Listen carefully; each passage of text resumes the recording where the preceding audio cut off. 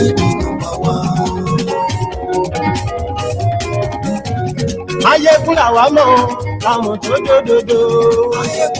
morning to you, good afternoon to you, and good evening to you from wherever you are watching from. This is Maiyegun live.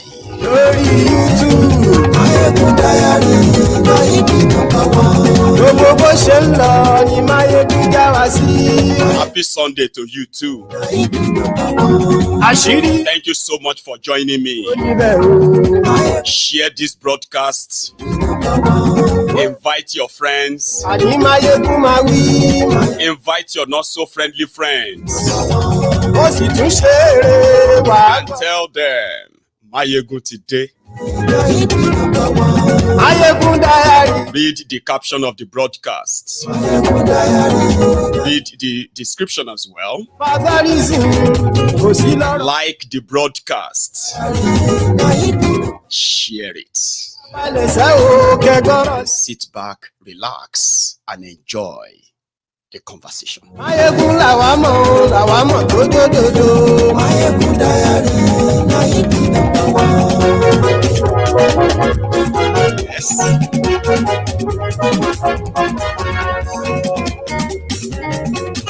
Yes. You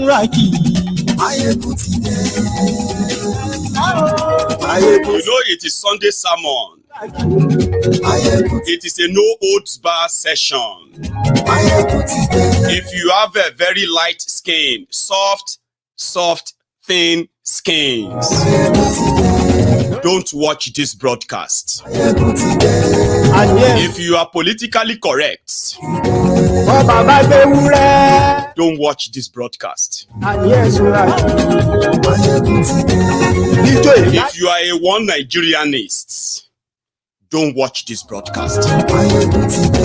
If you are a unity beggar, stay away. Buhari Dins, Buhari the Derins, Buhari the Notus, Buhari the Jatus, Buhari Shukus, Ungos Yaris, Uneka Aris, stay away.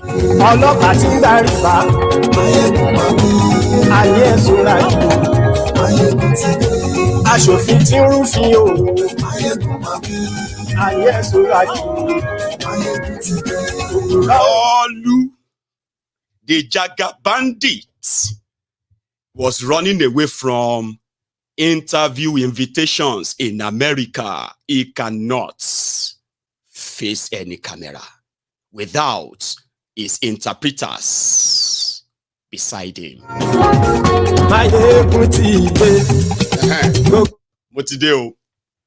So good morning to you once again. Good afternoon to you. And good evening to you from wherever you are watching from. It is Maiyegun live. You see, I could have probably done this earlier, but I just felt like I will keep it for the night, the prime time. I mean, when the news broke that, there is a report, oh, have you laid your hands on it? I said, what's the report? They said, have you seen Tinubu or Tinubu's entourage appeared on the major media platforms in America?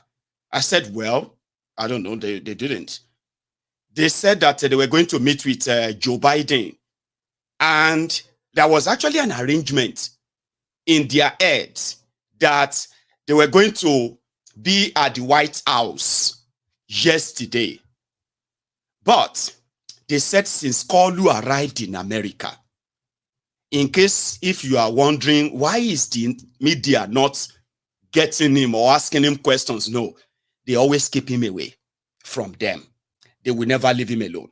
Meanwhile, they said because the Nigerian Tinubu's government, they made everybody believe that he's coming to America is to come and sell Nigeria in a way that every given opportunity, it will be available to just tell the Nigeria story, including the forbidden one about his Chicago record about his heroin trafficking record. So they said CNN approached Tinubu and they invited him for a one-on-one interview. I decide of the United Nations General Assembly. Now, you know one thing, right? Usually, if to say you have a real president, for example, right? And not these rogues who are looking for validation everywhere. So if you have a real president who wants to, like you have heard Kenya, South Africa, and then, well, these two, I listened to them. And on the side of the United Nations General Assembly meeting, I still saw some of them meeting, making bilateral deals, settling disputes here and there. And the medias are there. But Kolu is always sandwiched by his babysitters. So they said they asked them that they have some questions for Nigeria president. So they invited him to interview. And it has to be between CNN and Kolu. You know that one that they will put microphone, a earpiece in their ear, and Kolu will be linked to the studio of CNN. No. They brought their cameras. They were going to have this side, interview with him. Omo, they said, no. It's not granting any interview.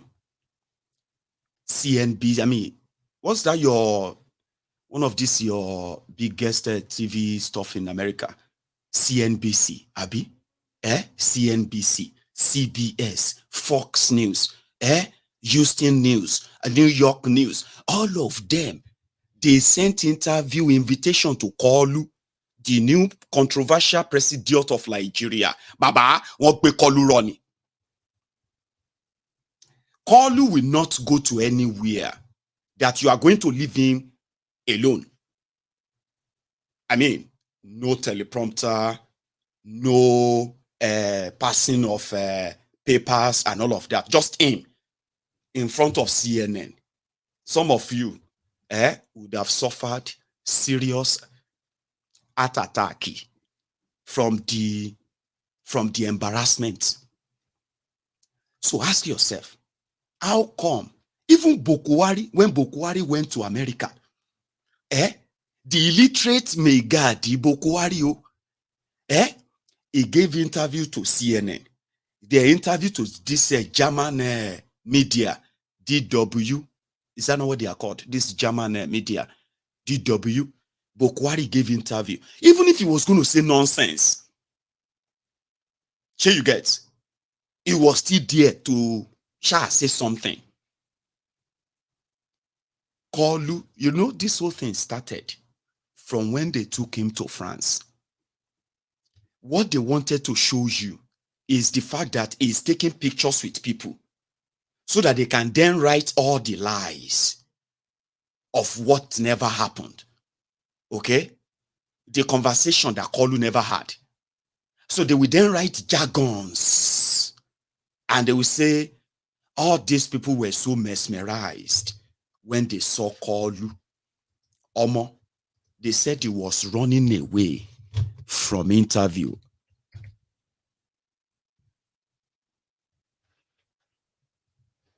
And some people were asking, where was Akuri Nigalailai, the one that has replaced Layamo and Femi Adesina? So the bottom line is this, okay? The same style of basement campaign that they used, the one that he never told any of you how he was going to save you from the calamity, the Armageddon, that Bokwari dipped you all in. He never said anyhow he was going to do it. In most places he went, he was either there dancing or just kind of abusing the other contestants. So this is the time that you will wish you really have a presidency, a president that will actually hold a live interview, a real conversation. The person that they can ask questions and they can answer them. Not somebody who is like, a house. I wanted to say a beautiful house. Okay? But the light is on, but nobody is at home. Somebody said that on this platform. So to save from the embarrassment, that's exactly how they are going to. You see, even in Nigeria, they will never allow him to face any camera and answer question without crashing everything. He is so worse that those his own handlers, they would never, for any reason, put him alone in a room with an interviewer, ever. They would rather put up a show, that kind of show, whereby all of his praise singers, the ass lickers, they are all present. Do you understand? And they are there. When he's like, they will clap. When he say any kind of nonsense, they will clap so as to make him feel better. Those are the only spectacles they will be putting up for you. Sure you get.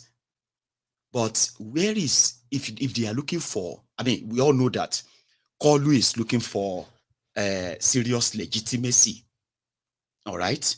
And where do you think for them to put together resources, pack over 90 people with 3 different presidential jets, and they ferry them to America? Okay? So, looking for validation. Then you have the chance where CNN is asking to interview you. You say, no, I don't want to talk to CNN. Fox News, hey, Nigeria president would like to interview you. We've heard so much about you and we would like to hear them directly from you.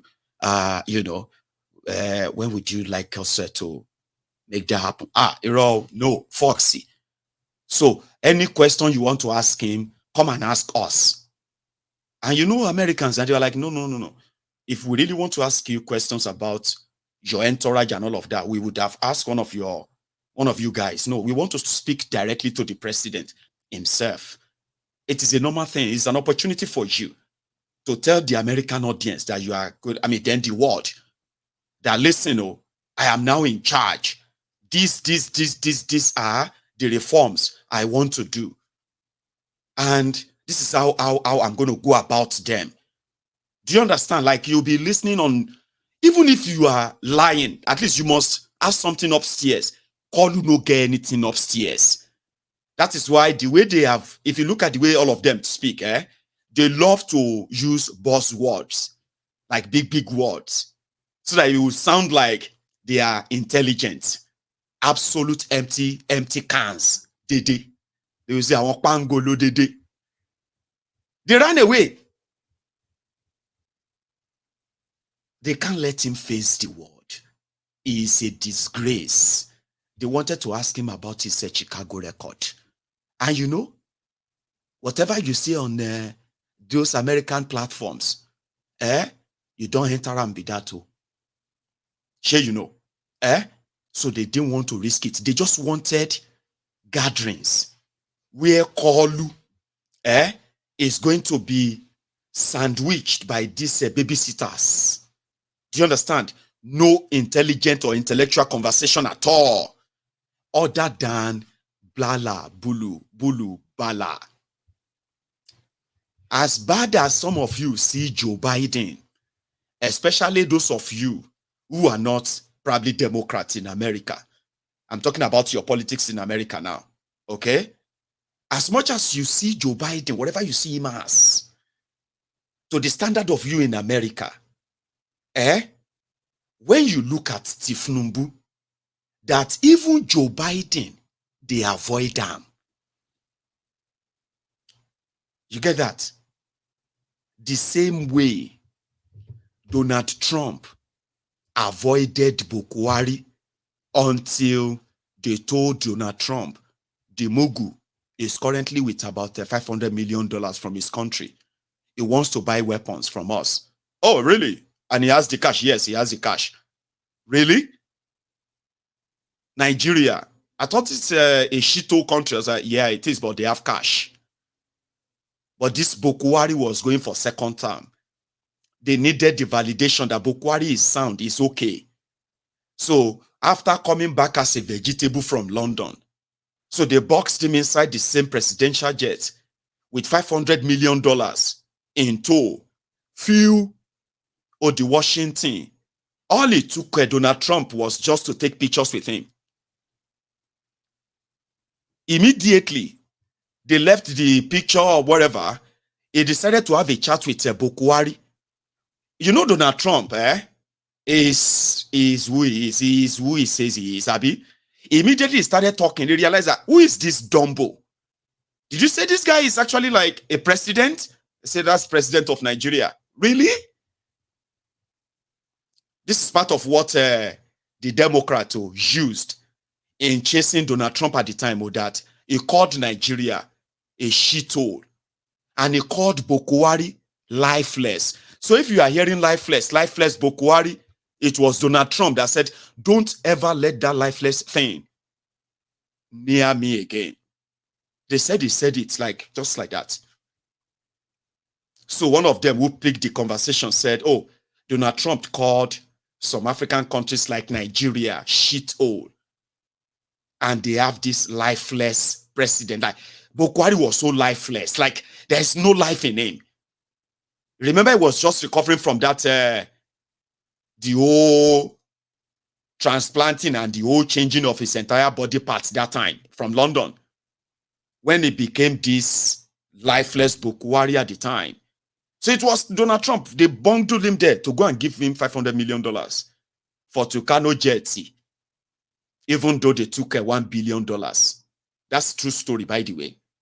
Buhari took $1 billion from the Nigerian excess crude account in 2018. And they bundled him to America to earn $442 million to the American government for Tucano jet to fight terrorism in Nigeria. Meanwhile, they actually got the jet to bomb the eastern part of Nigeria, not to fight any terrorists eventually. But when they told Nigeria, how much did it cost you to buy all the Tucano jet? They said it cost them over $600 million. So what happened to the remaining money from the $1 billion you took? Till today, nobody knows what happened to the remaining money that they took in 2018 for those Tucano jets. So they had to take money to go and bribe for photo op with American president for validation. This is the same lifeless Tinubu, that they have now, what do you call it? Pablo Escobar, lifeless Tinubu, Ojo Pagogo. They bundled him to America. And they are pushing him about like a grandpa that is taking a break from the old people's home, from the hospice where they are kind of taking care of him. Hey, daddy, come here. Daddy, sit down. Oh yeah, daddy, smile. How are you? How was your flight? When did you arrive? Oh, I arrived yesterday. Oh, same time. We arrived same time. I arrived yesterday too. Then he started looking about. So somebody needs to start the conversation. So, Mr. President, I am Ramaphosa from South Africa. Oh, yeah. They told me when you were coming in, they told me that I have a visitor, the president of South Africa. How are you? When did you arrive? Yesterday. Oh, okay. I arrived yesterday too. Thank you. God bless you. God bless you. Thank you, sir. Mr. President, let us take pictures for... Oh, all right. Yeah, sure. Yeah, sure. Thank you. Let's take pictures. How are you? Oh, Mr. President, come. This is the Minister for Interior. This is Minister for Defense, South Africa. How are you? Then he will go and sit down. Then when you start talking, they say, oh, did you mention something about investing? Oh, come to Nigeria. Come and invest in Nigeria. Okay? I am the president of Nigeria. Okay? I assure you, come to Nigeria. Is that dumb? Oh? I'm not making it up. Oh.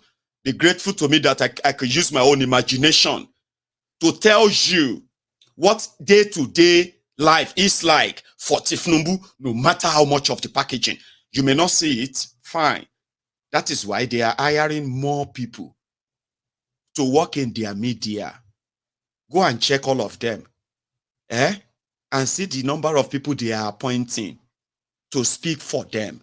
This one media aid, this one media aid on newspaper, media aid on Sun newspaper, special advisor on the daily newspaper, the special advisor to the president on the Nation newspaper, special advisor to the president on Twitter, Nigeria, special advisor to the president on Twitter, Nigeria Diaspora, special advisor to the president on TikTok, on Instagram, special advisor. Everywhere they needed somebody to help and continue to deceive you. That, oh, this is what the government is trying to do. But ask the government, oh yeah, come and tell us what you are trying to do. Wala madeni. Wala masheleni. Abi? So I can tell you, they won't leave him. At a point, you remember when Bokwari first started, Bokwari will be talking, any small thing. Meanwhile, whenever Bokwari say anything, it was always like Bokwari hated Nigeria and hated Nigerians. You remember those times that it got to a point that people were like, they have to stop him from even speaking to the press. That every time he says something, it's just going to get people more angrier. If he's not calling you lazy, he will call you people who are like so unreliable. Okay? Sometimes he will call you corrupt. He will call you thieves. He will blame Nigerians for almost everything, but his government. That it got to a point that people were like, stop him from talking. So that's exactly what happened during Bokwari time. They stopped him from talking. To the point that people started missing him. Where is he? There are 25 people killed in Sokoto. 200 people kidnapped. The presidency has ordered the military to bring back the girls. There is a terrorist attack in Kelbio. They have killed 100 farmers.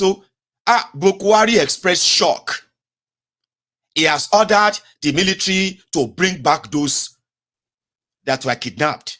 It got to that stage that people were like, did you vote for presidency or you voted for president?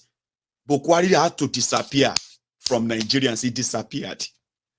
But whenever he reappeared, it is to get Nigerians angrier and angrier because he is so unmoved. It got to a stage whereby it was as if, well, it was much more like they hated Nigerians. I mean, I remember that time. I mean, that time very well because I covered all the time.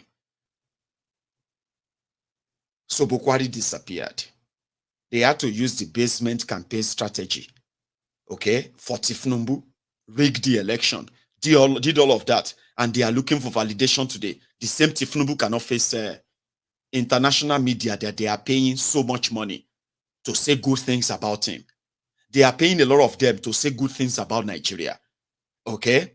In this, their campaign for validation, they are going to pay the same CNN. They're going to pay them millions of dollars. They are going to pay the same American, European media. They are going to pay them millions of dollars of Nigeria money for image laundering.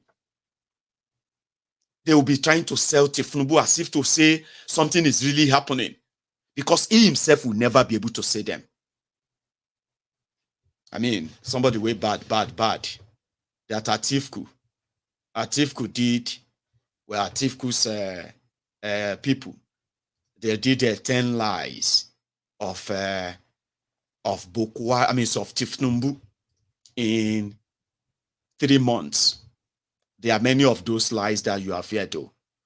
117 days, 10 lies, greatest lies or needless lies. Do you understand? One of them, I list them. Atifku actually put them out. They said, the first lie that was told by Bola Tinubu was in his inaugural speech, when he stated that petrol subsidy is gone, with oil prices now at $94 per barrel, and Naira exchange at $1,000, 1,000 Naira to $1. So according to said, the price of diesel has risen to about 1,000 Naira per liter, while petrol remains at about 620 Naira, okay? So the second one, meanwhile now, they've discovered that Tinubu has returned to start paying subsidy. In August alone, Tinubu and his criminal gang, they've already paid 169 billion Naira for August subsidy alone, even though you are still buying the petrol at that exorbitant cost, because subsidy was gone when it wasn't, right? The second lie, they said the second lie told by these charlatans was that the United Arab Emirates, this was the visa ban. There was no need for that lie. No need at all, okay? But they still had to lie about it, only to come back to say, oh, we are sorry. That's not what happened. We lied, all right?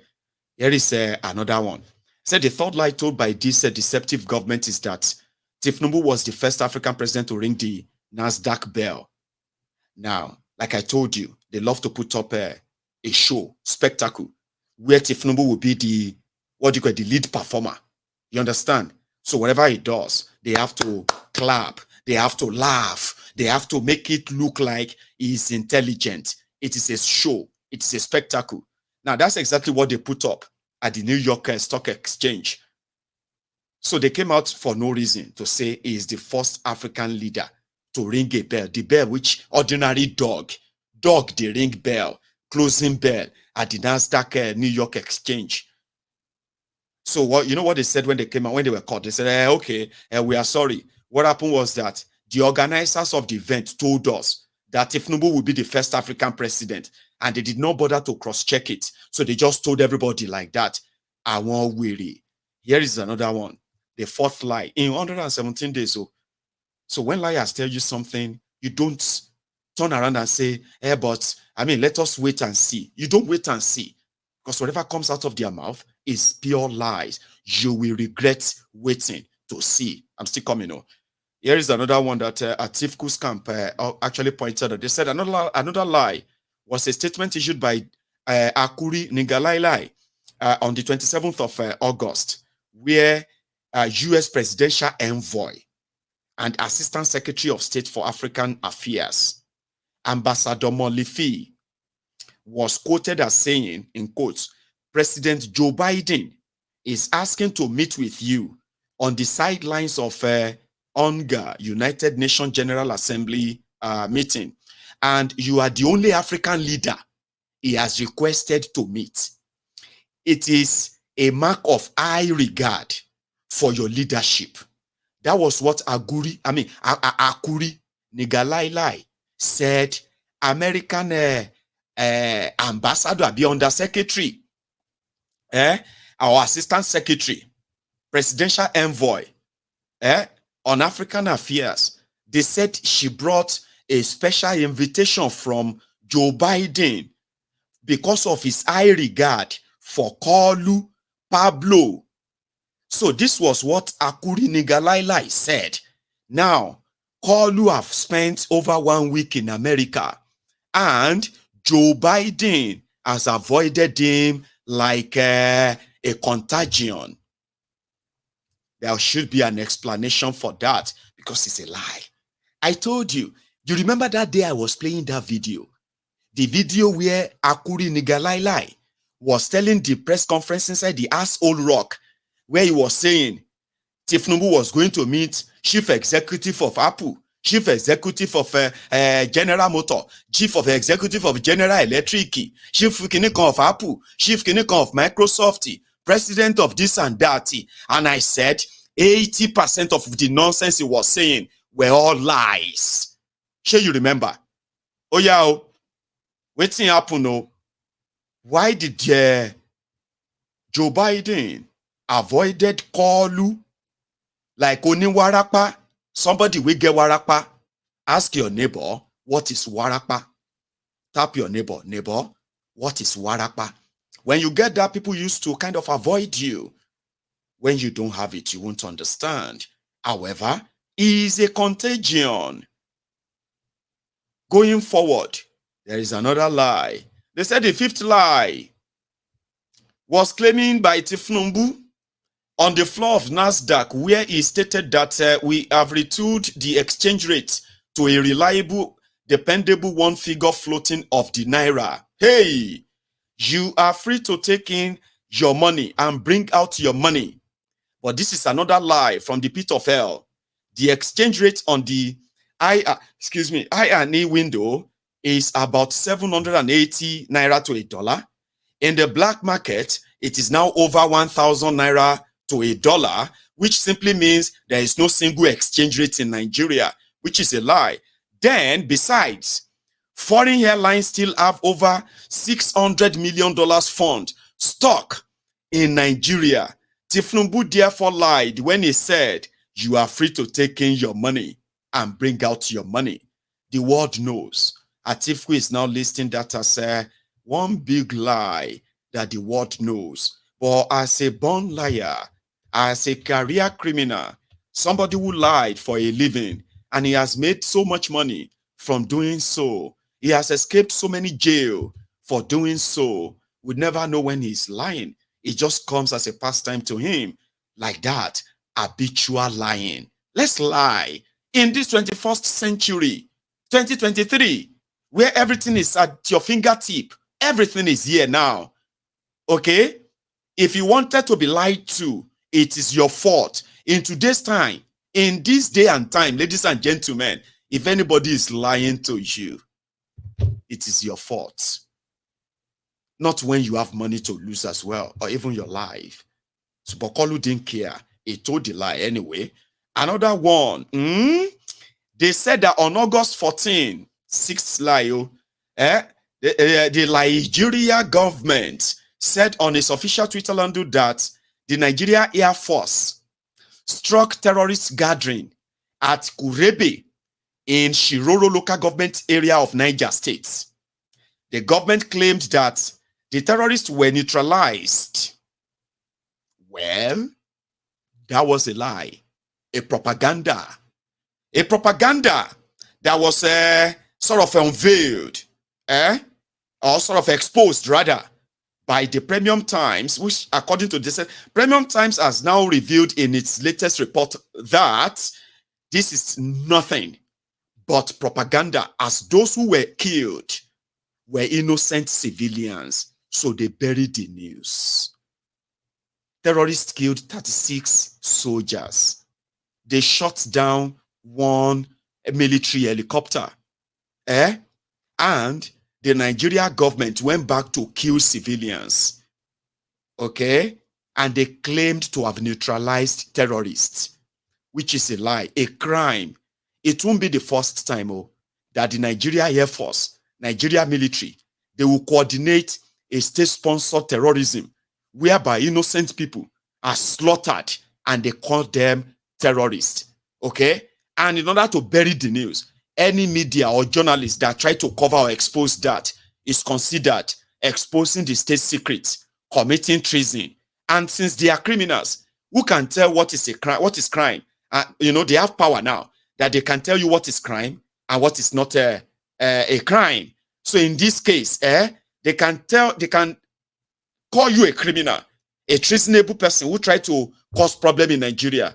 By then, you would probably be dead. If you are lucky, you will still be alive to try and fight that. But you see, this state-sponsored terrorism is not new.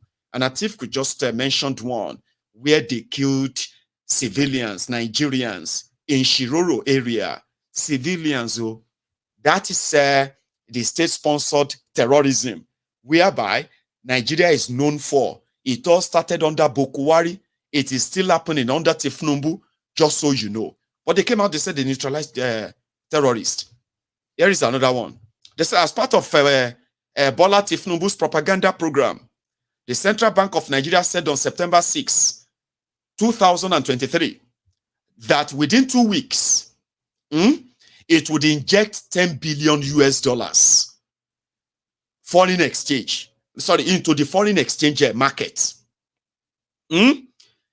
To clear all of the forex backlog. in 2 weeks' time. 14 days plus September 3rd.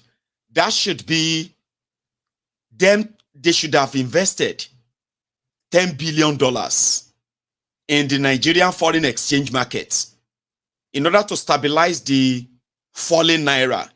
So if they have done that, naira would have possibly be around, even in black market, maybe around 600 naira by now.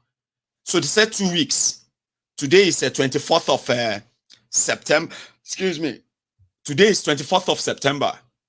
That means if they had done it, they would have concluded that 2 weeks by the 17th of September. So that means they would have completed this process a week ago. But naira today is over 1,000 naira to $1. So they lied. Again, this is documented one by Atiku. I always kind of expose those lies on this program every night when I have the opportunity to remind you they cannot be trusted. Don't even try it. I'm not asking you to trust Atiku. I'm just telling you, right, that if you have anything at all to spare, it should be your life, the one that these criminals are going to take. Therefore, whatever they say cannot be taken beyond its face value. Trash. Here is another one. The 8th lie. They said in his inaugural speech, Tinubu said, in quote, "As your Presidiot, I shall serve with prejudice to none." But this has turned out to be another barefaced lie. Tinubu has been running a government of the clannish, by the clannish, and for the clannish. They are trying to point out the Yorubanization. Aye, right. Okay, he lied. Of course he lied. He didn't lie to all of you who are non-Yorubas. He lied to the Yorubas too. There are Yorubas who believe that Emilokon. As a Yoruba, they have to stand with a Yoruba man. Today, a lot of them are regretting that or kind of feeling so ashamed of how things are turning out, that good government or whatever is beyond, whether it's from your tribe or your religion or whatever they are pushing. It is all about what they actually have to offer you. So if Atiku and Co are saying a lie to everybody that it wasn't going to be like Bokwari, the Fulanization, so it wasn't going to do Yorubanization. Well, for your information, Atiku, even the Fulanization did not favor the Fulanis. Therefore, Yorubanization is not going to favor any Yorubas except their own friends, which is exactly what happened during Bokwari's time. Yeah? Well, here is another one. They said last month, though, on the 9th lie, they said last month, the Nigeria National Petroleum Company Limited, NLPLC Limited, PL, claimed they had obtained an Afrexim loan of $3 billion, with which it would help stabilize the naira. Okay? So, Atiku said they raised the alarm that it was all a ruse to deceive Nigerians. Now, according to him, he has been justified as the naira is now trading at over 1,000 naira. I mean, I said that too, that it was money for the boys, so they shared it. So Atiku is also saying it was a lie. It wasn't just a lie, it was a fraud. A fraud that generations are going to pay. The last one that Atiku listed as 10 lies of Tinubu in 117 days is this one. They said perhaps the biggest scams and deceit of Tinubu's administration was the Student Loan Act, which he signed on June 12, 2023. The new law provides loans for students' tuition only. It does not cover any other educational expenses. After the law was signed, all federal government schools began increasing school fees. But Dele Alakori, the special advisor on media, as he was then, or as he then was, said in a statement that tuition in all government schools remains free, and that the only fees that were increased were accommodation, laboratory, library, and other costs. So, if tuition is free and the Student Loan Act covers only tuition fee, that means the Student Loan Act is pointless and no money will be released. In essence, Tinubu's government has prodded government schools to increase school fees while no loans will be given to the students. This is the height of deception and wickedness. So whether you were one of those who were shouting, "My Lagos is my Lagos. My Lagos, not your Lagos. Yoruba lokan. Tinubu this or that." Right now, I hope all the policies of Tinubu is rewarding your stupidity yet. I know there are so many people who have already given up. I'm talking about so many Nigerians that Nigeria has happened to. Majority of them are graduates, no jobs. Majority of them who even tried businesses, they have folded up. Majority of Nigerians who have become poorer, unable to fund and support themselves and their medical, bills. All of these people, I hope, èmi ló kàn, ẹ̀yin ló kàn, Yorùbá ló kàn, Yorùbá ronú, Yorùbá ponú. My Lagos is not your Lagos. This government will favor me and my family in Jesus' name. I hope they are working exactly as you expected. Not really mocking your stupidity.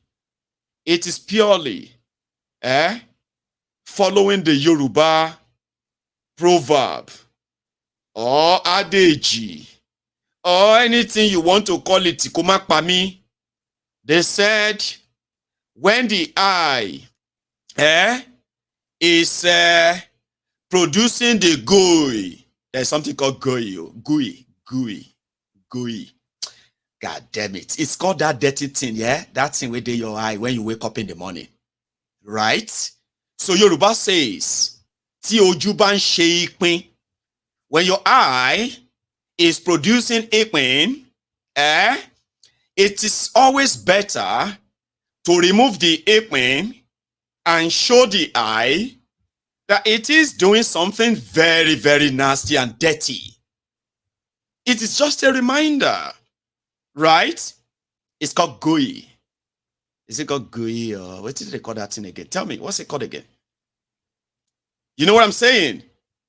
What I'm actually pushing back to you, asking you that question, is very simple.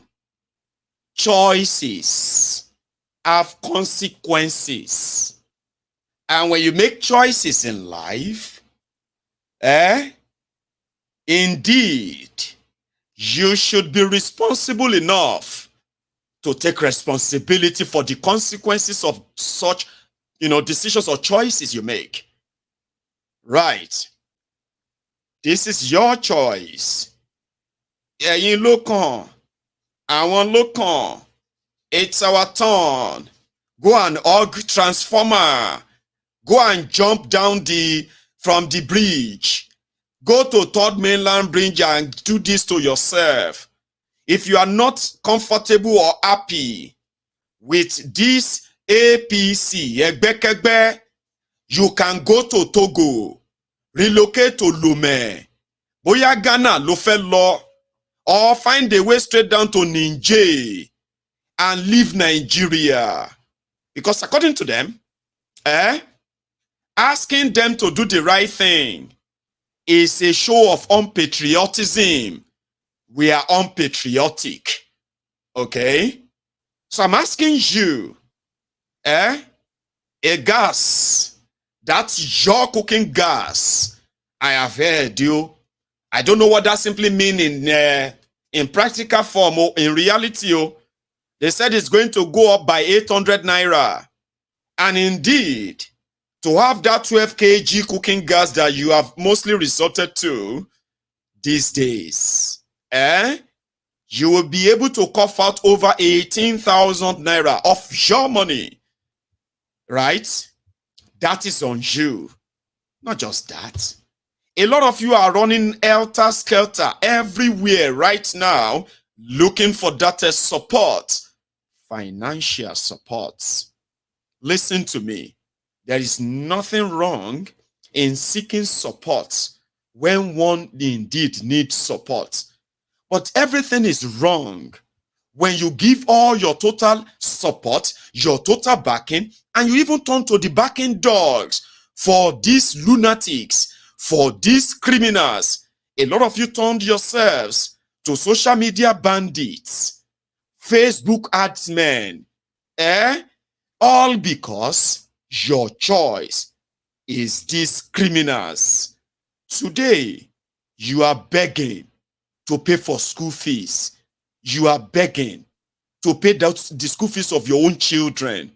You are begging to stay extra month in that your own apartment there before they will kick you out and become homeless. A lot of you today are looking at your job. You look at your job is looking at you. You look at your job, it's looking at you. And somehow you are feeling like you are thankful to God. Oh, I see Damu see me. I see my job see me. God bless my job. God bless me. Because you can see your colleagues who are falling all through, who are falling by the way. They did nothing wrong. The policies of the criminals are taking everything away from you, little by little, little by little, and therefore your choice and the consequences of them. Do you understand what I just said?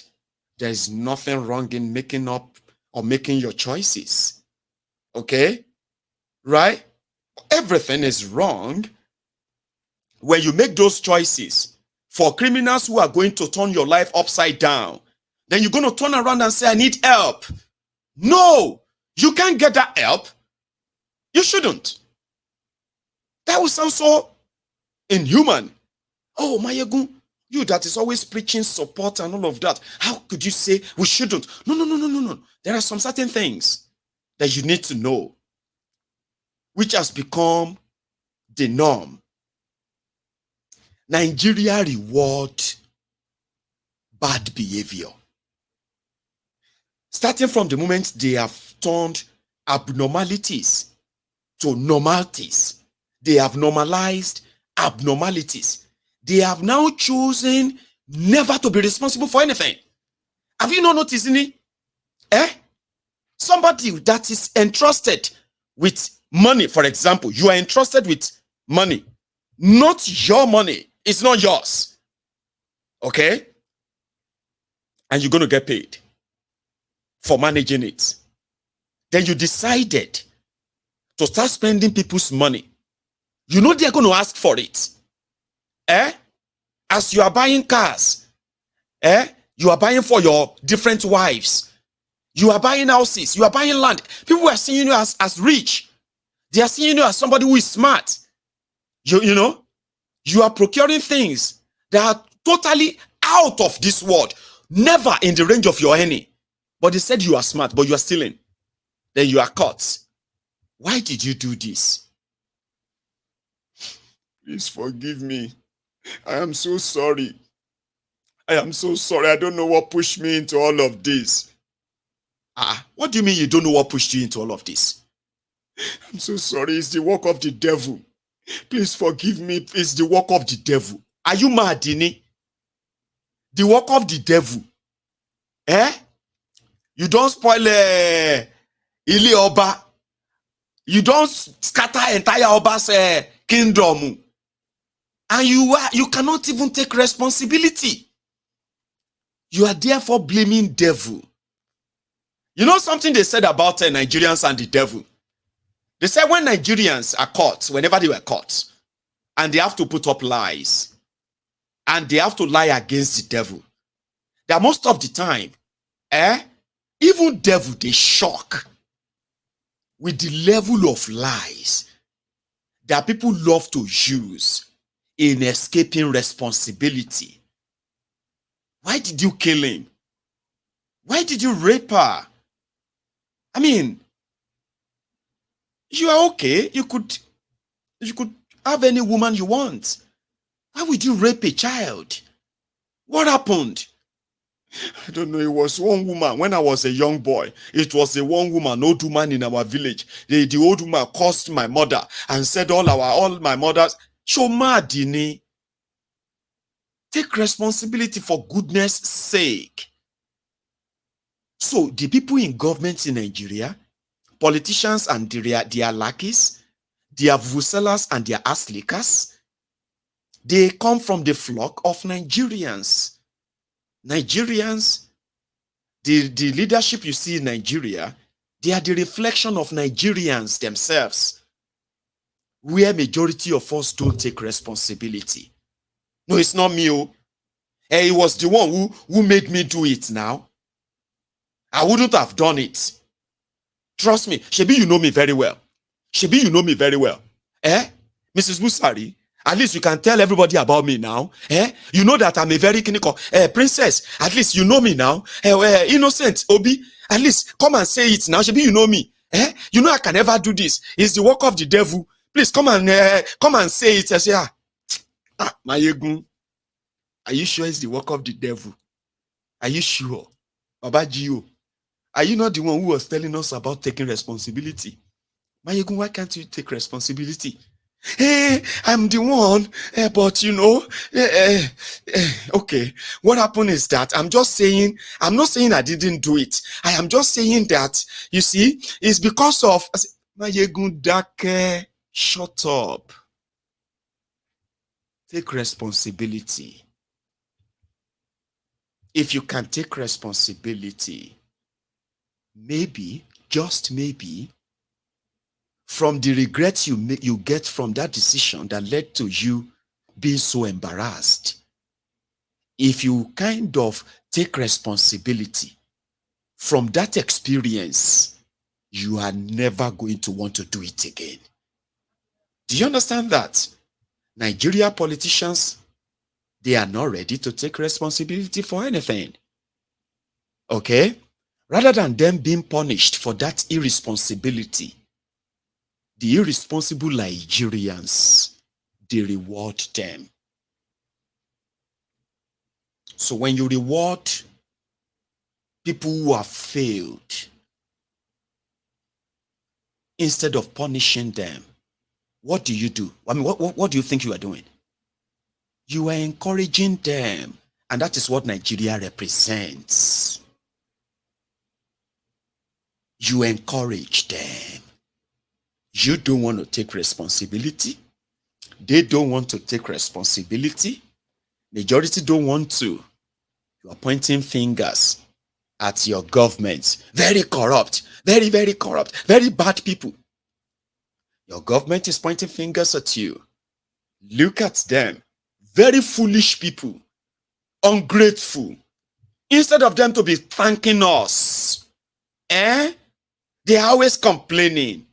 Instead of them to be praying for us so that we can do our job, they are always lamenting and ranting. Very ungrateful people. And then you will see their vuvuzelas. Honorable, you are so right, yo. We always take things for granted in this country. We always think we can just talk and talk and talk. We can, instead of us to come together and pray for these people. Do you think it is easy to be governor? Those are their ass lickers. Irresponsible lots. Here you get. So you see people who are graduates, who should understand. You see, when you are graduate and you are jobless, there shouldn't be anybody smarter than you. And you know where your smartness will come from first. It is by probing the system.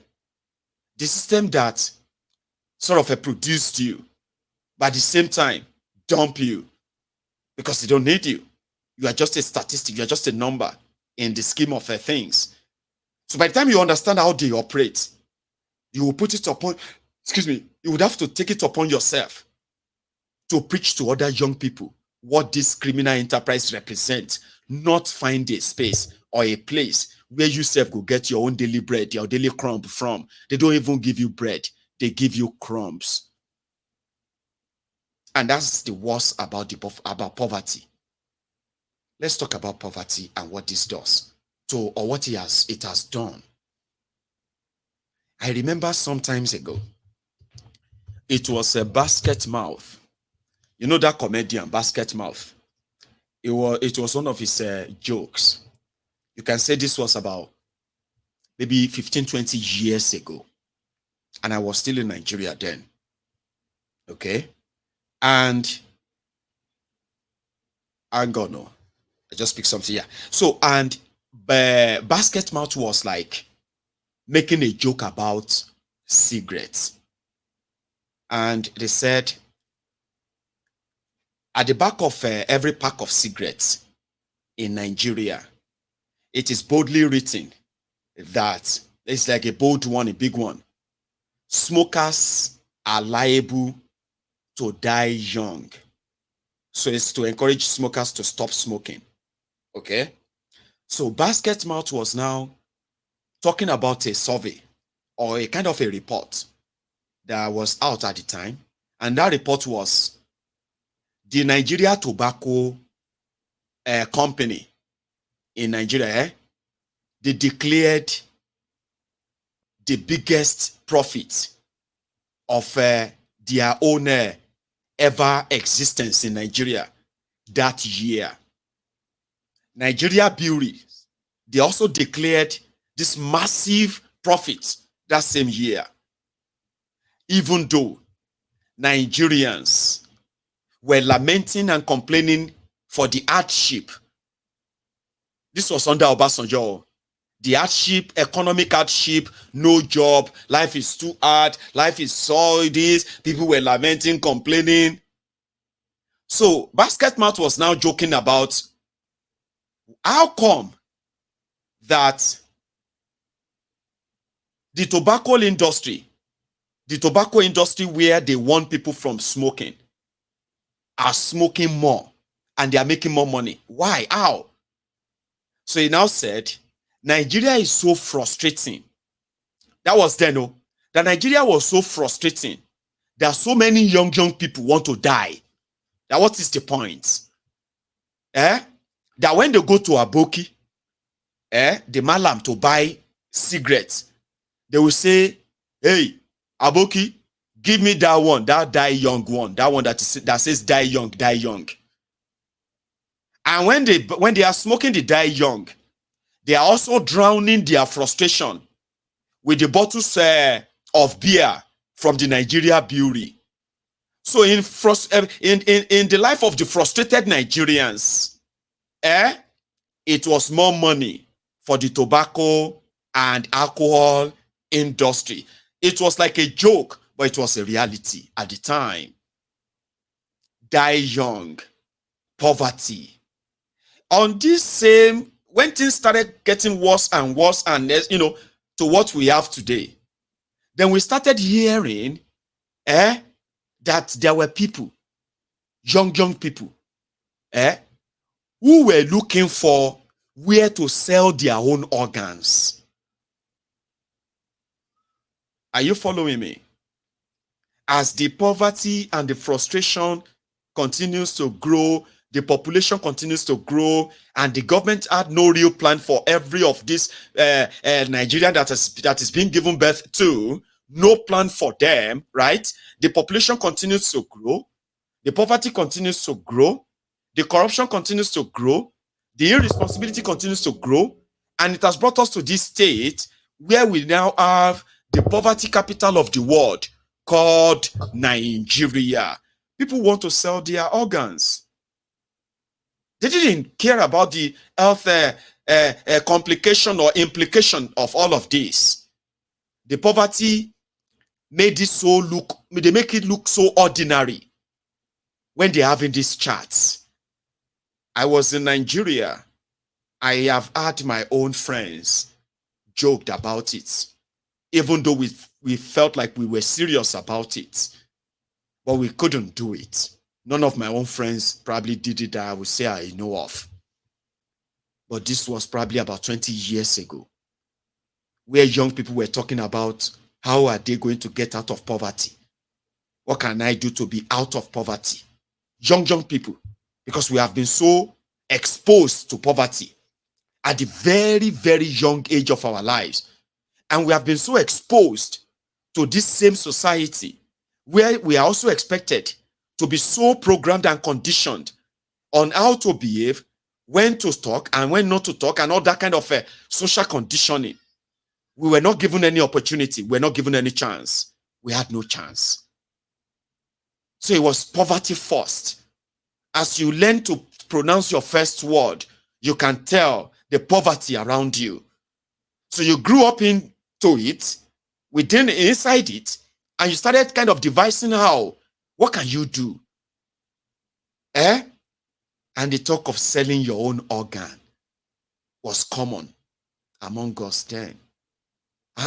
Shebi na two I get. I could just sell one, collect $1 million, and I can just take everybody out of this thing. I will do this. Young people, I remember that very well. Then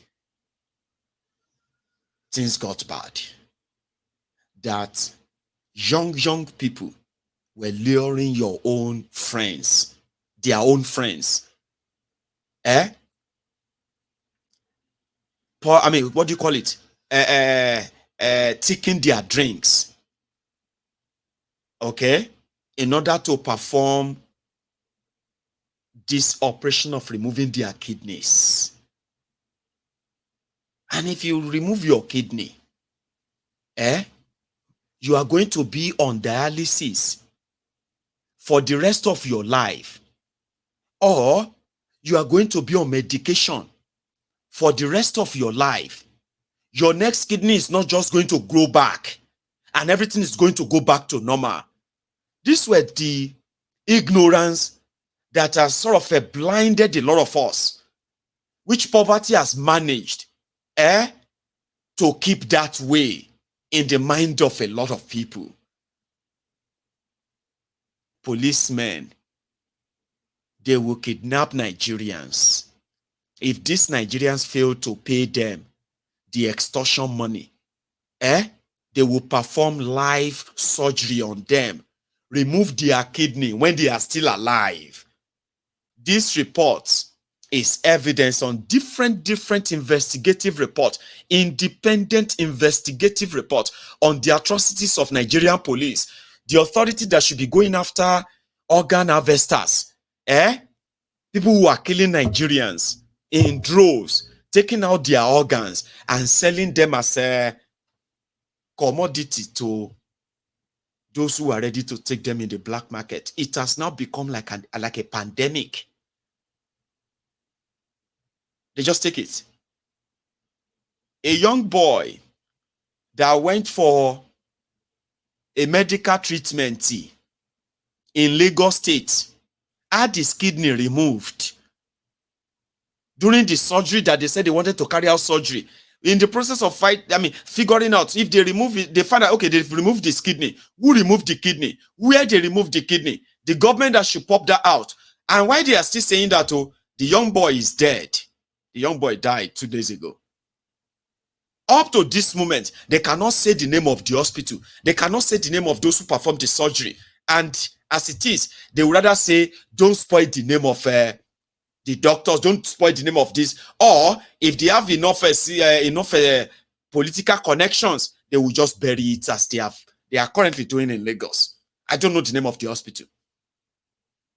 I don't know the name of the doctors. They just raised the alarm. They have done this also to my son.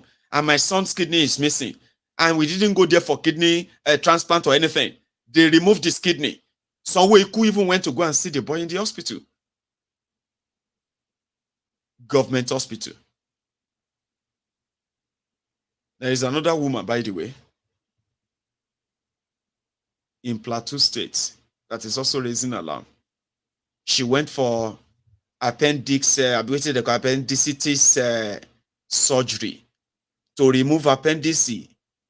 Now her kidney then removal, and this time around it also becomes a police the police case, which they said they have arrested the person.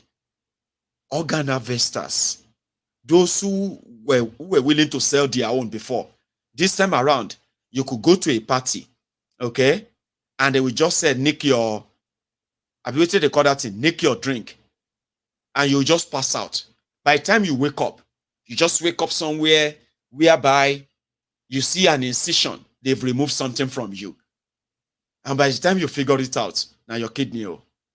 See this story by AIT, by the way. It is a story that has left many angered and scared, puncturing the trust of some in the healthcare system. It all began in 2018 when a just businessman, Busari Kamal, brought his wife to this hospital known as Murna Clinic and Maternity, located here in Yenshanu, just North Council area of Plateau State. Noah Kekere, the owner of the hospital, who has been carrying out medical treatments including surgeries for over 2 decades, diagnosed and concluded that the patient, Kainde Kamal, had ruptured appendicitis and needed urgent surgery, which was immediately carried out by him. 5 years after the surgery, her situation got worse with chronic stomach pains, and she was taken to the Jos University Teaching Hospital, Juth, for a medical examination, where it was discovered that one of her kidney was removed. In an interview with AIT, Kainde Kamal narrates her ordeal. This year, I go in this stand for me 2 times. That medicine for me, I drink the medicine. I can't say, okay, this thing done the worst. I can't call my sister. I call my twin sister. I said, oh, let me change another hospital. Go and complain for them. Man, explain for them so that they will know what to do. Kainde's husband, Busari Kamal, later reported the matter to the Nasarawa police station, which led to the arrest of Noah Kekere for alleged kidney theft.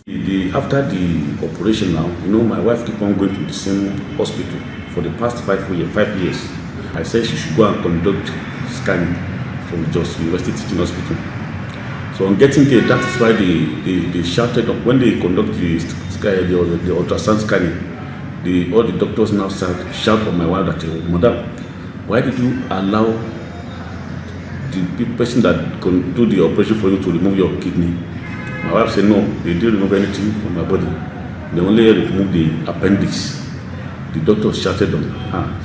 Then go and meet the doctor that prescribes come and do the scanning here. Providing an update on the case, the Plateau State Police Command has confirmed the arrest of 2 other doctors who worked in the clinic along with the prime suspect and owner of the clinic, Noah Kekere. He was arrested by our very dutiful DPO in Nasarawa GOM Division, SP Timothy Bebisa, and also we have also gotten 2 additional suspects. So far a lot of things have been discovered. We have also discovered that the proprietor of the hospital is not a medical doctor, and we believe he has been parading himself. Faced with credibility crisis over the development, the Nigerian Medical Association NMA Jos chapter quickly came out to dissociate itself from Noah Kekere, saying he is not their member. He's clearly a quack. He's an impostor. He has never been through the walls of a medical school anywhere in the world. There was never a point in time where he was inducted as a medical doctor. And of course, because of the aforementioned reasons, he couldn't have been our member. Speaking exclusively to AIT, the husband of the victim, Busari Kamal, said he wants the world to be wary of the clinics they choose. On getting to DPO police station now, this same doctor knelt down near me and held my leg and said, "Sir, please, Mr. Kamaru, it has happened. It is devil work. I should not be angry. Anything I want, he will give it to me." I said, no, I cannot say anything. The development has left many in a state of shock and distrust. Very, very disappointed, and I feel pained by the fact that we are not in control of what actually happens within the healthcare in our settings. There is a need for government to urgently check all the health facilities within the state, and of course This should just not be within Plateau State alone. AIT's request to speak to the main suspect was declined as the police insisted. Thank you. That's AIT. So in Nigeria today, the ratio of doctor to patient in Nigeria is currently put at 1 doctor and 9,000 Nigerians. So 1 doctor is available to treat 9,000 Nigerians. To make it worse, the rest of the world, they are harvesting Nigerian doctors every given opportunity. They are leaving Nigeria in droves. The criminal politicians in Nigeria are not interested in healthcare in Nigeria. Okay? They are more interested in constructing buildings so that is where they can actually make money. All right?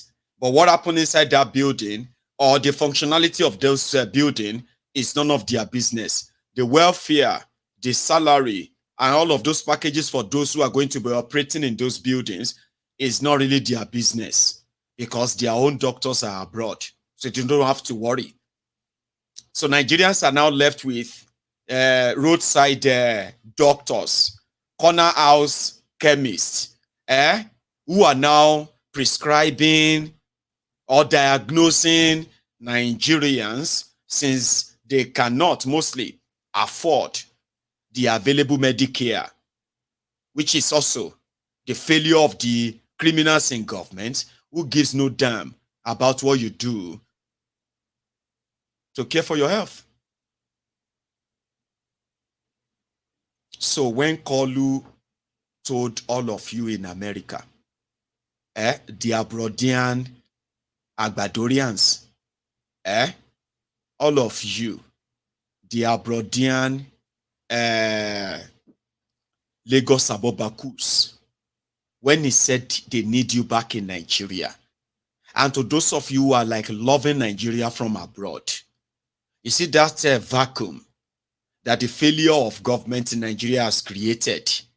Even if you don't want to sort of be responsible for anything in your life, I am urging so many of you to leave all those establishments you are working for.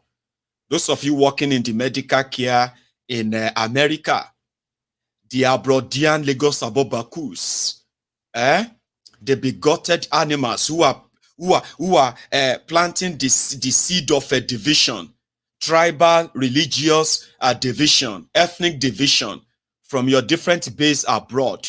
Okay, I think if you are patriotic enough, this will be so great for you to resign from NHS, leave NHS and go back to Nigeria.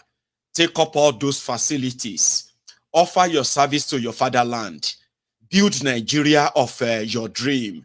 Stay away from America, stay away from Canada, stay away from the UK, and go and show the rest of us what patriotism truly means. And stop telling us to stop shouting from abroad, condemning these criminals from abroad, rather than being their praise singers, hypocrite wearies, unity beggars abroad that will never live in Nigeria.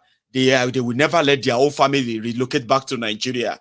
They will never resign from all those places they always complain about and return to Nigeria to show us patriotism.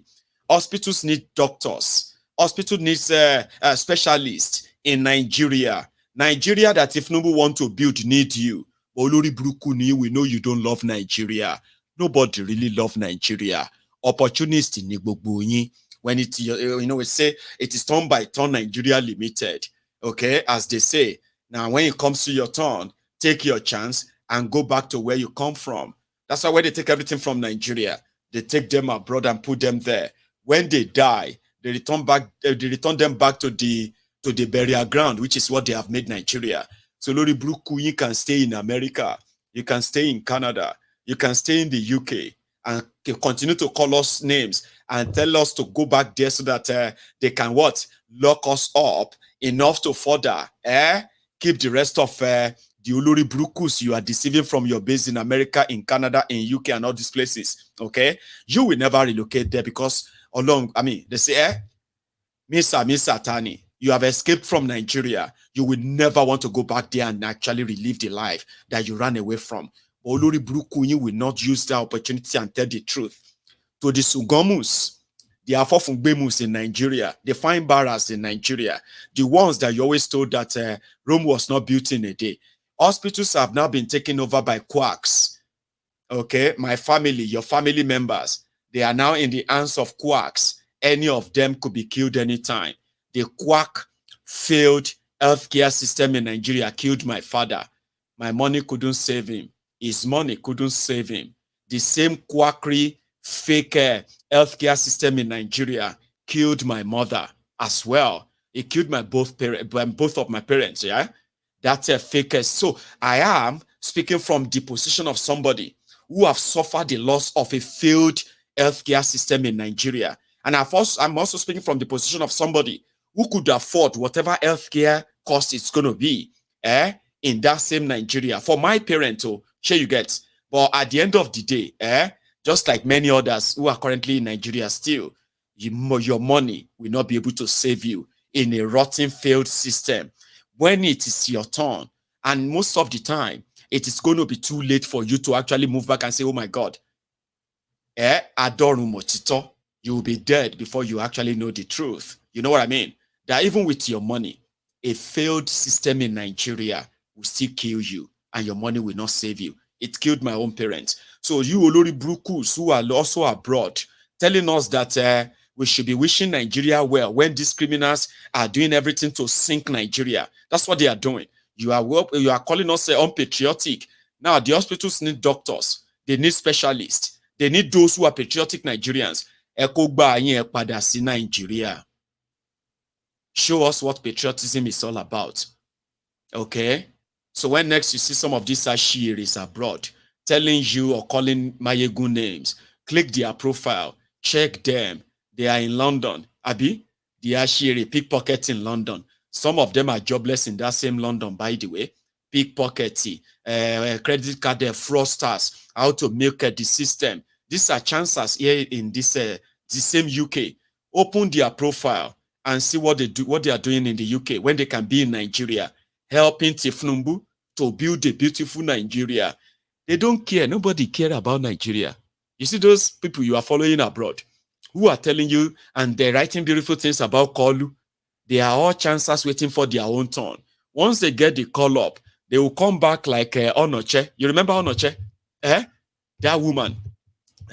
60 years old woman that turned herself to social media, what do you call it? Evander Olifidi, fighting naked with kids who are old enough to be his grandchildren, all because of waiting in one chop from APC.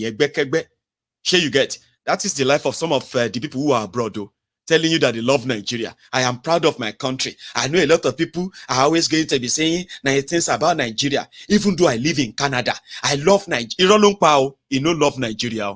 Nobody love Nigeria. Sure you get. Majority of those who are telling you, I love Nigeria, they will never relocate back to Nigeria. Sure you understand? They love Nigeria from abroad. If you watching me right now, if you are not watching me from Oshodi, Unsuka, or somewhere in GBO, I be somewhere in Borono, you are not watching me from somewhere in Kaduna, you are not watching me from, you are watching me from somewhere in Kaduna and the rest of them. You have no idea what abroad look like. Oh, if you say they are abroad, you feel they love Nigeria from abroad. What do you have to lose? Your life is already kind of on track. You are facing that. So if you want to bother yourself with Nigeria, you can just become a patriotic Nigeria abroad, but you will never relocate back to the same shithole you ran away from. Because those who actually made you run away from that shithole, they are still doing the worst things that initially or primarily sent you out of the shithole, remember? So even if you are lying to yourself, that you are still in Nigeria, a patriotic Nigerian, Baba, more understand there, okay? You see those ones abroad, telling you that they love Nigeria. Oh, you have no idea. They don't. Because if they do, there is none of them that will kind of leave Nigeria and look back at what is going on in Nigeria and they will ever say they are happy with Nigeria. Nobody. Do you understand? Nobody. Here you get. So a lot of them, may I tell you this one? Oh, may I tell you this one? Oh, this one is something you can relate with. Okay. In Nigeria, if you look at the people abroad, even your mates, who were so kind of, below you when you were in school, and there they go, even those ones who actually dropped out of school as well, you realize that when they travel abroad, number one, they don't have problem of communication. They don't have problems with finding jobs. They don't have problems with actually building life. And in most cases, within 2-3 years, they have started doing things that the people you call successful people in Nigeria always do. When somebody is MD of a business, MD of a company, they will say, he no longer lives with us in Ajangbadio. His company has upgraded him. They've given him this palatial place at Lekki. They've upgraded his wife's car. They've upgraded his own car. They've upgraded his children's school. They've done this or that. You say they are successful. Then you realize that somebody who left Nigeria, it was so general that it doesn't matter where you go. Nigerians go Sweden. They know here. People will know here, countries where they know here the language. Germany, here and there, all over the world. After a few years, they will start building houses. Their families will start looking different. You begin to tell on his families. If he has parents, you begin to see the changes in their lives. The community will begin to see the difference. They will say, abroad, which I always consider as a sign of being successful. Sure, you understand now? Now, this is where I am going with all of that. So in Nigeria, you always have that mind that those who go abroad usually are successful, even if they have to deport them back later or wherever it is. Abi? However, you are in Nigeria. Okay? So Nigeria that you are, where success is so hard because it is programmed that way. A lot of you will find it harder. Depends on which level of, should I say, exposure or connection you kind of have, or the background as well. Okay? Now, you see somebody who traveled, when you finally leave Nigeria after all of the struggle, you see, to that person who left Nigeria, who started seeing that the things he normally pray for, his prayer points in Nigeria and his prayer points abroad, they have changed. When he is even if he's the one that still prays, when he's praying in a way that is kind of sure of an answer. Sure, you get. So everything is changing. Then, at a point in your life, when you look back at how much of your life you spent in Nigeria to figure out to wherever you got to before you left, there is no way you will not be angry. Sure, you get. You realize that the system here is stage by stage, and as you are coming afresh, you will figure out where you belong to, whether you are educated or not, or whether you can speak or you can't. As time goes by, the system allows you to assimilate, integrate, and you can figure out what your level of success is going to be. But in Nigeria, where you kind of want to do everything, and then you figure out how the whole system is rigged against you. So when you compare both, if you get sense, there is no way you will not be angry with those who are running Nigeria. There's no way. And that is why I said, when you look at those who are now abroad, who somehow, to them, they have become successful, at least when comparing themselves with those of you in Nigeria. They have houses themselves. They've built houses. They've got cars. It doesn't matter what they do abroad. It doesn't matter the kind of job they are doing. I'm talking about legal jobs now. I'm not talking about criminal jobs now. Sure you get. But they have a means that if they want to build houses in Nigeria, they will build houses conveniently. Something they can't really do when they are still struggling in that same space. Okay? So when you now look at that different system and the people behind those two systems, there is no way you won't be angry. Eh? So when you now see those who are here and they are telling you who are in Nigeria, no electricity, no security, no job. They are telling you that you should endure, okay? Because they believe that Nigeria is still going to be great, but they will never live in that Nigeria, ever. What does that tell you? It tells you that a lot of you have been those mugus. And to those of you who are abroad, the abroadian bat idiots, you can continue to live in denial and lie to yourself. Now everybody go collect when the time is right. Now everybody Nigeria go happen to. But it just depends if you are going to be honest about it. I mean, be honest. I say, Nigeria don't happen to me. You say, what happened? Tell us. And you are not one of those who are going to turn around and say, So we want you to go back to Nigeria. Save the lives of Nigerians.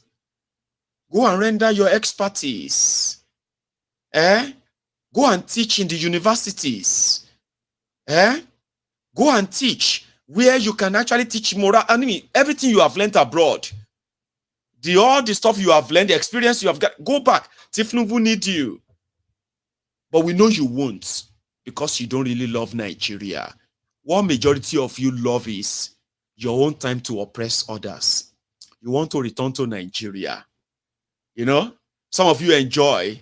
I'm sorry, all of you that are very much my regular people that I extend my hand of support to financially every month.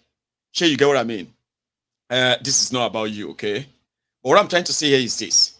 There are people that actually enjoys the fact that you are begging them for money. I don't appreciate you begging me for money. I feel bad, I feel terrible when I can't really help. You know what I mean? Like, oh my God, I can't really help. Oh no, I just read that message now. Somebody's daughter needs help. Somebody's wife needs help. Or somebody needs their school fees. Another person needs operation for their D's. And when I read all of that, and I manage to reach out to those I could reach out to, when I'm unable to help others, I feel bad. You know what I mean? But there are people who actually enjoy you begging them for money. As that country continues to go down the drain, as your naira continues to crash, as inflation continues to stifle life out of many of you, as your economy continues to, indeed, a state of bankruptcy that is going to make life hell for a lot of people. Even those who can afford the life are also going to roar and cry, or they're going to groan under the hardship that these economic saboteurs have brought upon you. But there are people who actually enjoy that. They want you to be so grateful. They want you to be so happy when they give you 10,000 naira. Say, Baba, anything. I've been looking for money to pay my school fees. I don't know how to say, see, my brother, I have a lot of people I'm helping. Listen, you see, there's so many people that need my help. So I'm sorry. You should go and look for a job now. Some people feel good about that. So sometimes some of those people who live abroad, who escaped poverty in Nigeria, and they have attained some success abroad, the way to show that they have arrived and they are now successful is to see all of you eat from the floor, from the floor that they walk on. They want you to eat. They want you to crawl on your on your fours, your hands and your legs. They want you to lick them and all of that because they just came back from abroad. Some of you don't know that. So therefore, those who are ruining Nigeria economy, they are doing them a big favor. They are helping them to live their dream, so that when they bring this latest Tesla car into this new building that they just built in the slum, where there is no electricity, there is no good road, okay, there is no water, all right, there is no security per se, but they have come around from abroad. They have built this fancy building, and they've brought in their cars from America, American specs, Chacha with full AC, and a lot of you are talking about them on your streets. How this guy left Nigeria 5 years ago, and he's just built himself, he's built 2 houses for his mother and his father. He has built himself a very fantastic house. He has already sent different cars back home. This is a boy that we used to mock on our street. That boy used to mock on your street that escaped poverty to America. He wants to come back to that same cheat hole so that the rest of you can kneel down. You can all crawl towards him, feed from his palm, and to ensure that Nigeria criminal government are destroying the country. A lot of you are kind of turning to beggars to survive. So when they come back to Nigeria, they want you to beg them. Yes. They want to come back to that street. That same shit hole they left. Okay? They want to drive their latest automobile on that unmotorable road. So when they are in America and telling you, you need to support Tinubu, enemy of Bokwari, the enemy of Nigeria, you must stand kiniko, there must be no protest. You must not let them do this, you must fight them. They are in America, having access to social welfare, good medical system. Their children are having access to the best education that the world has to offer. Because they want to come back home and see you in your squalor. They want you to continue to beg. And therefore, they can stay abroad and tell you, the likes of Maiyegun, they want to divide Nigeria. The likes of Maiyegun, they want you to go and fight. The likes of Maiyegun, they want you to disrespect your leaders, while they themselves are safely protected by working systems abroad. They don't love you. They don't love Nigeria. You just don't have a clue. I have told you this before. Majority of Nigerians don't hate corruption. They don't hate oppression, suppression, and all these things. They just don't like it that they are not the ones doing it. So if you don't think those who are abroad supporting the criminals in Nigeria, those who call themselves Nigerians in diaspora, organizing welcome party for these criminals, every time they manage to steal your money and bring your money here, if you have no idea that they might have left Nigeria, but Nigeria did not leave them. And what is that Nigeria in them? It is that Nigeria of, I am waiting for my turn to oppress you. I can't wait for my turn to show you. I can't wait for my turn to let my God disgrace you, so that my God will make me look richer, and your God has failed because you are poorer. So I can't wait for that time. These are the Nigerians abroad. They don't mean well for Nigeria. And I mean this wholeheartedly. But if you don't believe me, it's either you are one of them, or you have been one of their long-time mugus, or your eye go clear. Just that time, I hope they wouldn't have taken your kidney. Like, the word I was looking for was spike. Okay? It's not thick, it's not big or whatever, it is spike. When they spike your drink, imagine your friend whose thought is how to get out of poverty. And there you are. You know they smoke, you know they drink. You're also looking for a way to get out of poverty. And they can't say one man saying won't help you. They carry you, go there, gave you drink, left you there. By the time people will come back, they don't remove your kidney. There you are. You will now remember Maiyegun.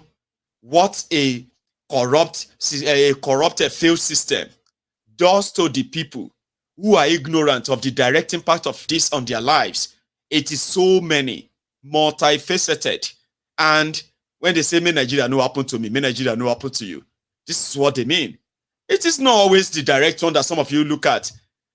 Stupid people. They are saying, may Nigeria no happen to me. You can leave the comfort of your base abroad. Travel to Nigeria in one piece, and you may never have a chance of going back to where you come from in that same one piece. You may be going back in pieces. That is if you have a chance of going back at all. Consequences of a failed leadership. It is not limited to those who don't like them.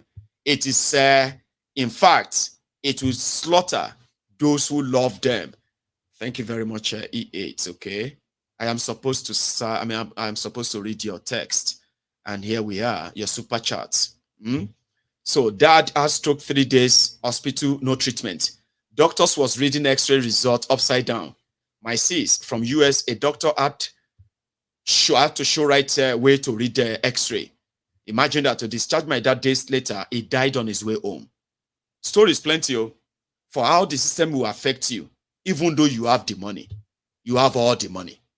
Now here you are, you want to save your loved ones. And then you begin to hunt for the better hospital that will actually do a right diagnosis. Or you begin to put money together. Let us take him abroad. And then you want to turn around and say you love Nigeria from abroad. Are you not deceiving yourself? Bless you. E82. So same goes for Angono. I got another one from Oladare. Yes. See, experience of how the system can affect you. And it is beyond whether you are APC or PDP. You'll be so foolish to still be seeing a failed system. And you are seeing the characters that are perpetuating the failed system, a failing system, Abi. And you are still jumping up and down, shouting, APC, I'm a Yoruba, I'm a Christian, I'm a Muslim, I'm a Northerner, I'm a Southerner. Are you not foolish enough? Don't worry. If you don't believe me, maybe you'll be the Adorumotito, the one that will eventually believe when it is completely too late. Yeah? So, it is a pandemic in Nigeria. My advice for a lot of you, see this one, now free, and a lot of you may not, because it is so simple, you may not count it, but it can save your life. It may be the only thing that will save your life. Now poor, you poor. Abi now poor, we no kill person. Because I poor now, doesn't mean that I am now a commodity in the hand of heartless people that will turn around and say, na devil's work. So when people say, poor, you this poor man, if you get your sense very well, Papa, na poor, you poor. Na poor, I poor. I no kill person. So this little information can save your life, and it is very simple. No drink water, no drink any drink that is not opened by yourself, especially when somebody is telling you they want to take you somewhere to discuss so many things. They may say they want to take you somewhere, and this one is applicable to everybody, whether you are young or old, whether you are male or female. Listen to me very well. Nigeria has pushed Nigerians to the state of desperation. May one shele 20 they happen. Now, once in a while, or let me say those ones that make it to the news that you can use as an example, and you don't want to be a victim, that your own story is used as an example, at least, this may be your own life-saving information, my brother and my sister. Let's go there. This person is very good. He's always he's the one who is doing the UK travel. He's the one that is doing Canada. He's the one that will take people to this. He's the one that will kiniko. Oh, I have you know that thing that we discussed. I have met a man. This man said, if I bring you, we discuss it. You know you are the one who can tell it better. Baba, I'm not saying you shouldn't chase your opportunities, because you still have to chase the box. Sure, you know. But in this process, where you get to somewhere and the first thing they offer you is feel at home. What are you going to eat? What would you going to drink? If that is going to be the first time you're going to say, and I am fasting, even if you are starving. I'm fasting and I'm not going to break later. Can I take the drink home? And if they say, which one is fasting? Your life is better already. Forget fasting, my brother. Drink and eat. If you can run, I mean, if you have a chance of running, my sister, run. The level at which they are now harvesting people's organs, see. And it took on more. There are many people that they didn't make it and they will say they were killed by ritual killers. Here is another thing that can also save your life.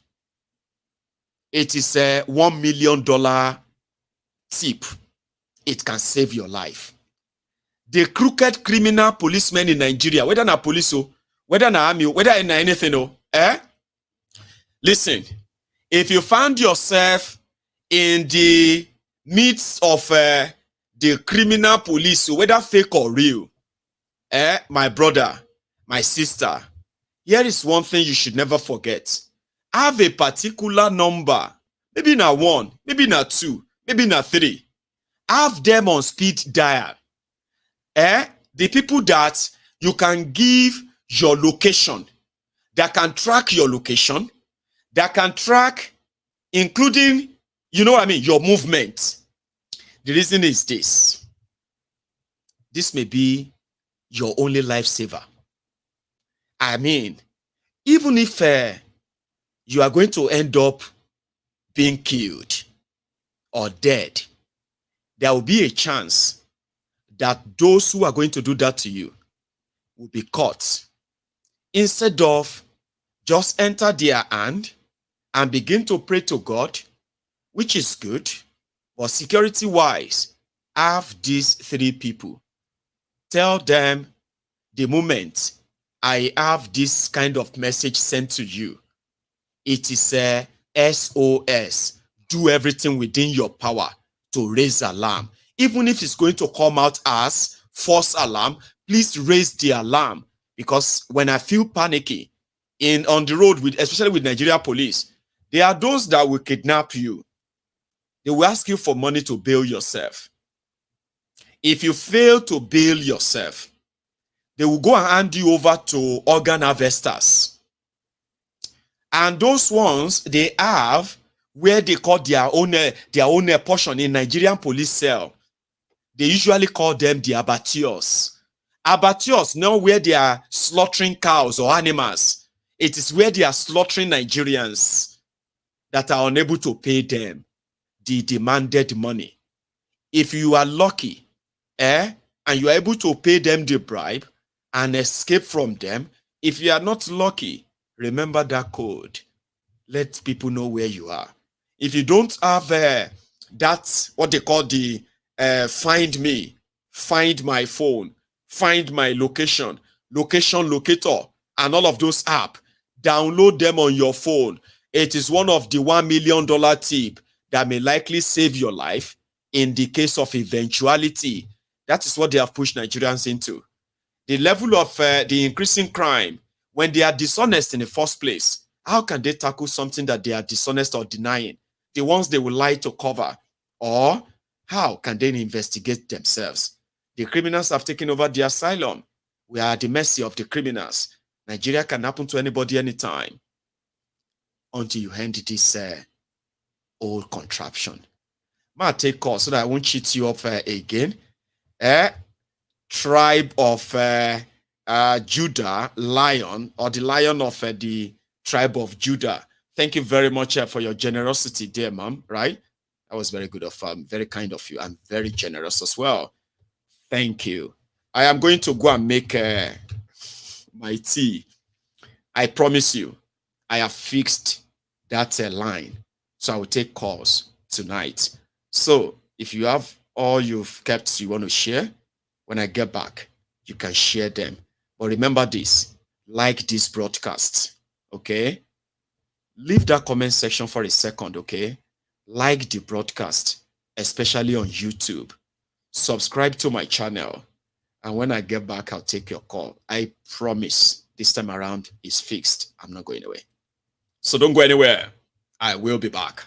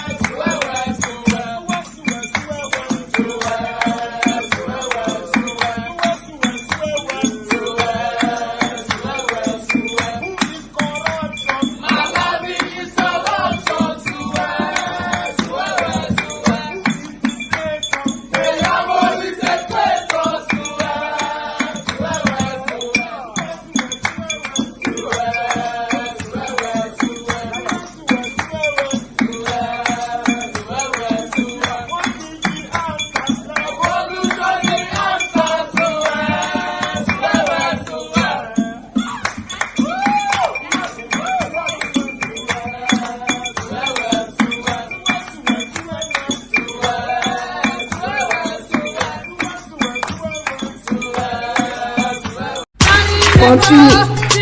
70 years old man. Charade. Is that you? Jesus is Lord.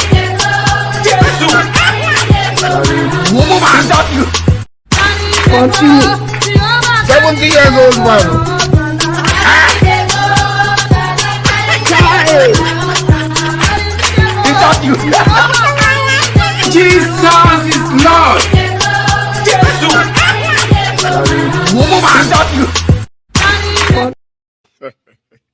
Well, that is me back. I told you I'll fix the line. The calls have started coming through, by the way. Here you go. Hello there. Hello, Maiyegun Baba. Hello, sir. God bless you. Hey, Maiyegun, longest time. I know. How are you? How do you happen? Well, we still there here. It's still the same of the same, if not worse. Oh, ya gari ya aiki ya kwana da yawa. Abe, these are you.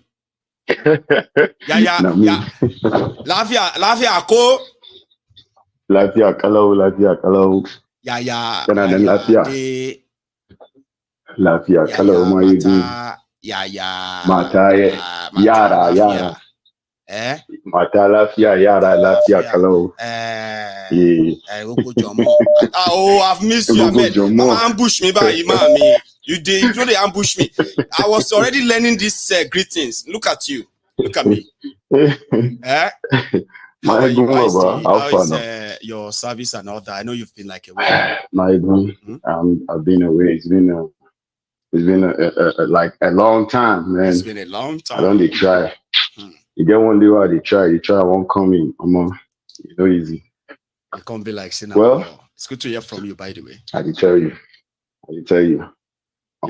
Maybe small thing, right? I enjoy the program. Sometimes I'll just come in maybe late when you're done with the program. I'll just watch, as usual. Watch replay. But they go learn. It don't happen though already. They go learn. She a dollar don't enter 1,000. They go learn. Some people still dey push back. Say Nigeria go better. Voila. In Nigeria, we go better. Help me reach out to my brothers and sisters from northern Nigeria tonight. If you can just do it in your own usual, Most of them. I want you to help me tell them. I use the chance because I don't know when I'm going to hear from you again. Okay, I'll tell you. Right? I want you to help me remind them that Tinubu that used Muslim ticket to deceive them. And today, some of them are feeling like Tinubu is now using Yorubas as in for his appointment. That Shebi Bokwari used Fulani Hausa for 8 years. How did an average Fulani Hausa benefited directly from Bokwari's government, other than the terrorism and the rest of that? What gave them the conviction? I mean, the conviction that the Emiloko of Tinubu is for the Yorubas. That is the first one. It can't be like a question and all that. Let me add your own jara to it as well, whatever that means, okay? Yeah, no. Now, the second part is that now we are on the path to official bankruptcy. That is currently in the US, by the way, but I don't know if it's back already. Yeah? So, Nigeria is on its way straight down to the Golgotha, where Bokwari actually started the journey from. So I won't make you come try make and look like say how far.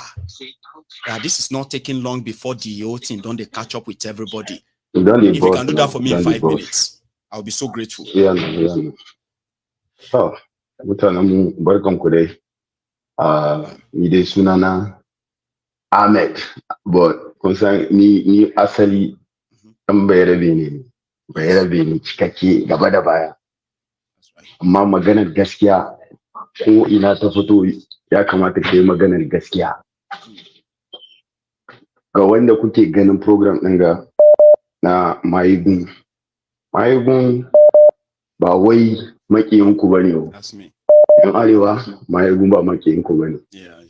Mutum ne wanda zai fito ya gaya muku gaskiya yanda yake. Ko da ɗaci kuma an ce gaskiya da ɗaci yake. Amma zai gaya muku gaskiya. In ko ba za ku ɗauka ba kan ku ɗauka. Ku cire maganin bayalabe ne wannan damun suna son Najeriya ta lalace. Babu wanda suke son Najeriya ta lalace kamar wa'anda ku kuke bi. 'Yan siyasan da kuke bi kuna bin su a gindi kullun da kullun. Kuna hila su kuna musu campaign su zo su zama shugabannin ku. Bayan kuna ganin abubuwan da suke yi. Na alfasha abubuwan da suke na rashin imani. Sai su fito muku su ce su musulmai ne su ko kuma su Christians ne su, amma wallahi duk tahiyansu ɗaya ne. Yanda za su yi su sata abinda suka sa a gaba ke. In ba wai in iskanci ba, ya za a yi mutum yana Najeriya. Bai ba ku asibitoci masu kyau ba a ba ku yaran ku yanda za su yi karatu su san me muhimmancin ilimi ba. Amma abin da suka sa a gaba yanda za su yi su lalata muku rayuwa kuma suna nan suna yi kuma kun kasa ganewa cewa mutanen nan ba wai son ku suke ba. Idan suna son ku ne ba za su gina asibitoci ba za su gina makarantu ba, amma sai su kwasi yaran su kawo nan turai inda mu muke zaune. Suna kawo yaran su, in yaran su za su zo karatu su zo turai. Idan su da iyalan su za su zo neman lafiya healthcare za su zo nan abroad, amma ku kuna nan ku ta hela su. Ai mutumin arziki ne, wannan in ya zama gwamna zai mana kaza. Tun shekara nawa kai da kake kallon wannan program din, tun shekara nawa, maybe kana nan shekaran ka 30. Menene Najeriya ta yi maka? Menene kai achieving as kai dan Najeriya? Amma sai su kawo muku division su ce wannan bayaraban baya son Hausawa ko kuma Hausawan nan ba sa. Bari in ga muku mutanen ku shugabannin ku ba arewan ba kudu ba ko inan ba, mutanen nan kansu suka sani, sun san kansu ne kawai, kuma wallahi abin da za su ci gaba da yi kenan. Ba za su taba ba ku rayuwa mai kyau ba za su taba muku abin arziki ba. Satan da suka sa a gaba shi za su ci gaba da yi. kuma wallahi ba kowa bane ku ne za ku ci gaba da jin yaji, ku ne za ku ci gaba da jin bala'in da suke sako muku. Yau ba dala ta shiga 1,000 ba, dala ɗaya, wanda dala ɗaya bata wuce naira ɗari ba, naira 80, naira 160. Yau dala tana dala ɗaya zuwa 1,000. Yeah, 1,020 naira to $1.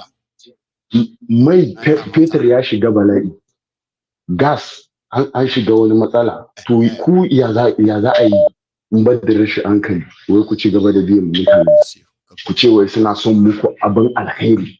Wallahi ba alheri tattare da mutanen nan. Mutanen nan mutanen tsiya ne, wallahi sai kun gane. In ko ba ku gane ba, ko za ku kwana kuna shiga kuna sallah da salati ne, kuna sallah kuna salati. Wallahi kun ta sallah kuna salati. Muddin ba ku daina biye ma mutanen nan ba ku fito kun tsaya tsayin daka kun nuna wa mutanen nan kai ba ma yin ku, kowa ya kama gaban shi, kowa ya abin da ya kamata. Wallahi ba za ku ga canji ba, sai dai ku ta ganin canjin da za ku gani bala'i ne kan bala'i. Wannan ba wani tsinuwa bane ko kuma ana tsine muku ko kuma wai nan ba sa sani. A'a, wannan in Buhari ya zo yayi nashi ko kun ce ai Buhari wasu ne ba sa son Buhari yayi succeeding, Buhari waye da Tinubu ya zo ya kawo muku muslim ticket. Mu ba ruwanmu da wani muslim ticket, ba muslim din ba christian din ba. Wallahi dan siyasa a Najeriya babu abin da ya sa gaba satan da zai zo ya sa gaba. Kuma wallahi in dai ba ku dena ba, in dai ba ku dena biyan mutanen da wallahi bala'i ba ku gani ba, kaɗan kuka gani, wallahi za ku ga bala'i, asalin bala'i. Ku ci gaba za ku ga bala'i. Allah ya sa ku gane, Allah ya sa ku san me ya kamata. Ku daina biyan mutanen nan. Mu ba makiyanku bane. We from abroad muna son ku. We love you guys. That's why every day za mu ci gaba da gaya muku gaskiya, stop going after these people. Wallahi they don't love you. Ba sa son ko kaɗan. Sai kun gyara. Maiyegun, for those ones we be saying that they hear the outside. I thought you were going to talk about that Shege when you are talking about ball. Just tell us anyway. I got the message. I was with you all through. Go on, Baba. I actually Shege, they see the Shege. Za ku ga Shege, ku ga Shege Pro Max. Aka za ku ta gani. Shege banza Pro Max, aka za ku ta gani. Kaɗan ku ga gani. $1,000. Za ku siya mai 1,000. Just watch. Mai ba, Peter za ku siya shi 1,000. The time is coming. Ku ci gaba da biyu musu. Ku ce gwamnan nan ai waye. Ku je ku kalle su mana. Yaran su ba sa zama a Najeriya fa. Yaran su abroad suke zuwa. Their children suna nan abroad. Healthcare din su da suke amfani da shi da suka kiki ba su yana nan abroad. Ku kuma sai kuna nan ba ku da lafiya sai ku je dan chemist, ku dan je dan karamin pharmacy. Ana muku operation, ana cire kidney din ku, ana gaba da shi. Kun sha wasa ne ko? Ba matsala. Allah ya kai mu, Allah ya nuna mana. So much, Ahmed. Maiyegun. Let's just give people the summary. They got the message too anyway. Some of them were just busy. They got the message. It's just what you said. I just helped them, to just translate. It's just based on what you said, I just gave it back. It's just normal. If they are here, and I know there are a lot of people from the north that are listening to you, and they know, they understand, but that delusion is still living in them. I don't know when it's going to leave them. I don't know, but I believe the time is coming closer, and they would always see it because it happens every day. That's right. We are not predicting. It's just the reality that we always tell you. It's not prediction. We tell you what's going to happen, and it's happening for real. So if they will learn, they will learn. Ahmed, thank you. They will learn. It's just a matter of time. They will learn. Oh yeah, now Maiyegun, enjoy. Oh, princess. No, she's I don't miss you now. I know. I'm bringing her onto the program this week. Okay. I hope we are still working behind the scene on how that is going to play out. But yes, a lot of people have missed us. So no wahala. I'll bring her. Myself, I try maybe soonest. Probably next year I will try see if I enter UK. You could just see me bam for Edinburgh. Say I did come, Maiyegun, I want to see you. Don't worry, I'll have a place for you there as well. If you know what I mean. But it's really great. Yeah, Maiyegun. Yeah, now Maiyegun. Enjoy now, Maiyegun. And you too. Nice. You. That's a brother. it used to help us deliver the message to the northerners who speak Hausa, because I met speaks Hausa. And I've got those who always come around to also help us speak Igbo, speak Tifi. I've got a lot of people here. Once in a while, I kind of want them to speak that way. Hello there. Hi, my Uncle Maiyegun. This is Beatrice. Oh, Lady Beatrice, ma'am. How are you? Oh, I'm fine, thank you. You're doing a great to hear from you again. Yeah, brother. And this guy who spoke Hausa, wow, thank you to him. You understood Hausa, Abi? Not really. Not much, okay. Just a little bit. I speak German and Igbo and Yoruba. Bless you. Anyway, here we go. You have a lot to probably add to this tonight as well, I believe. Yes, ma'am. Please. I have been listening. I must tell you that what is happening in our country is actually heartbroken. It is very, very destructive to even listen to what they are doing. You understand me? Yes, ma'am. To listen to what they are doing is horrible, and it's unfortunate. Are you still with me? Very much, ma'am. We are here, please. Okay, my brother. So, coming to the area of this kidney, this organ harvesting is actually a thing now. It's a real thing. Or it's only once in a while when you get to see the victim speaks out, then you begin to say, "Oh my God!" Immediately, I forwarded the whole video and everything to all my children. I told them to beware, plus those ones still at home. Beware. This is real. And such information, people don't know. The ordinary man doesn't know. Like you said, they will put them to sleep. Yeah, they'll put them to sleep and do whatever they want to do. That's it. Imagine what they nearly did to that young man they brought to London. See, that's another story that just happened as well. Please, go on. If God wasn't with that child, they would have succeeded. But the boy was very clever, you know, everybody knows the story. Yes. So these people are not leaders. These people are demons. They are demons, dealers. They are very, very demonic in their ways, in their thoughts. And it hurts me. Excuse me. It hurts me that somebody steals the money he cannot use. You take away from the government the money, take the ones Abacha took to all over the world. I knew some of Abacha's friends. You know, I told you I worked with the television. Yes. You know. So, and even one of his friends that I knew, there was a day he called me. I said, will you just stop calling me? You are one of his friends. Definitely wherever all these monies are, you also know about it. People are suffering. And you guys, he said, oh. Then he dropped. And that was the last we ever spoke. So we have to face these people. Yes. They are humans like us. We cannot, those ones you are talking about in America, what do you call them? The jackpots who are now. The jackpots, yes. Who are now, he's now telling to jackpot back. The patriotic Nigerians from abroad. Loving Nigeria from abroad. Yes, where are they not watching the news? What is good? With an ordinary person, when I say ordinary, I mean the ones working with the government. Earning 30K a month, which is 30 pounds a month. 30 pounds. 30 pounds a month. How do you expect that person to survive? And you guys are sharing money in billions. And you have the audacity to tell us that we are going to send 2 million to each person's account for holidays.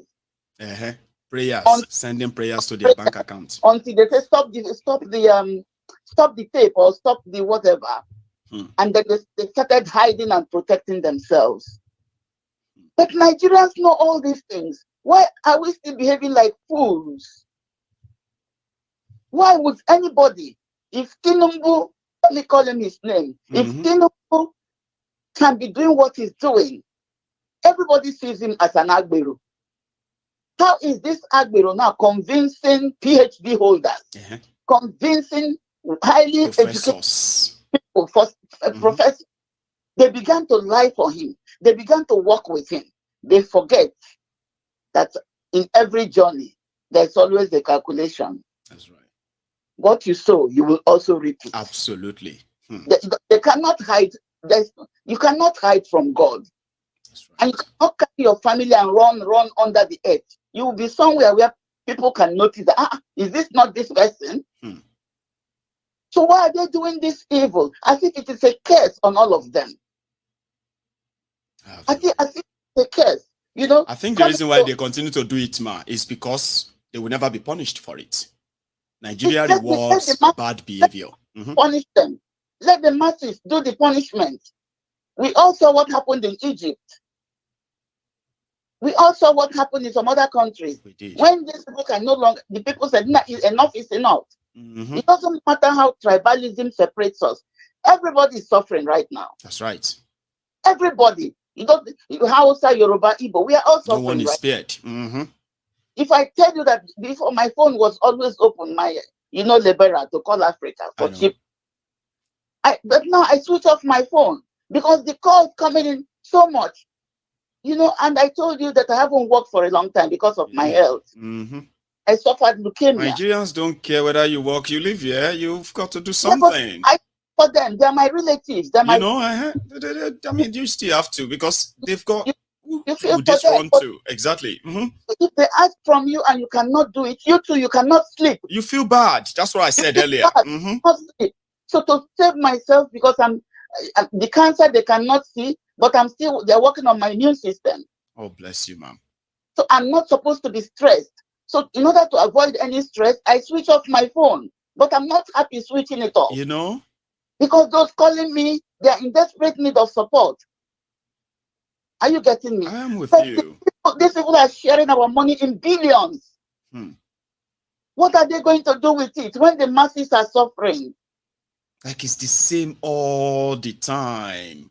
Coming to all the operating people and taking their kidney or doing whatever. There are so many quack doctors. The good ones are coming over here and they get their jobs. They're leaving the quacks behind. And that's the danger we are talking about. Our family, our relatives, our friends, people we know are always going to come across. They're going to have to pass through all these quacks. Exactly. And that could cost them their lives. That's the danger of failed leadership. I was operated in, what's that hospital in Lagos? The high hospital in Lagos. Jolad, or which one? I think it's the government hospital. Or the Luth? Or the one in Ikeja? The one in around CMS area. You know. I was okay, yeah. I had sinus problem that blocked my voice and everything. I couldn't do. So they found out it was a sinus problem. They operated my nose. Right. Do you know that when I was in Germany, when I went to Germany, I was living, because I'm a German citizenship right now. Bless you, man. So they're checking every part of my body. They said to me, you have only one working nose. Oh. That nose that was operated, they removed both good and bad. Wow. They said, so you have experienced this terrible medical procedures that you did. Exactly. I have experienced it. Right now, I have only one working nose. Wow.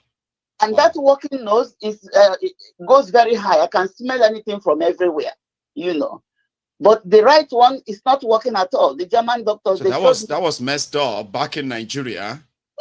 Yeah.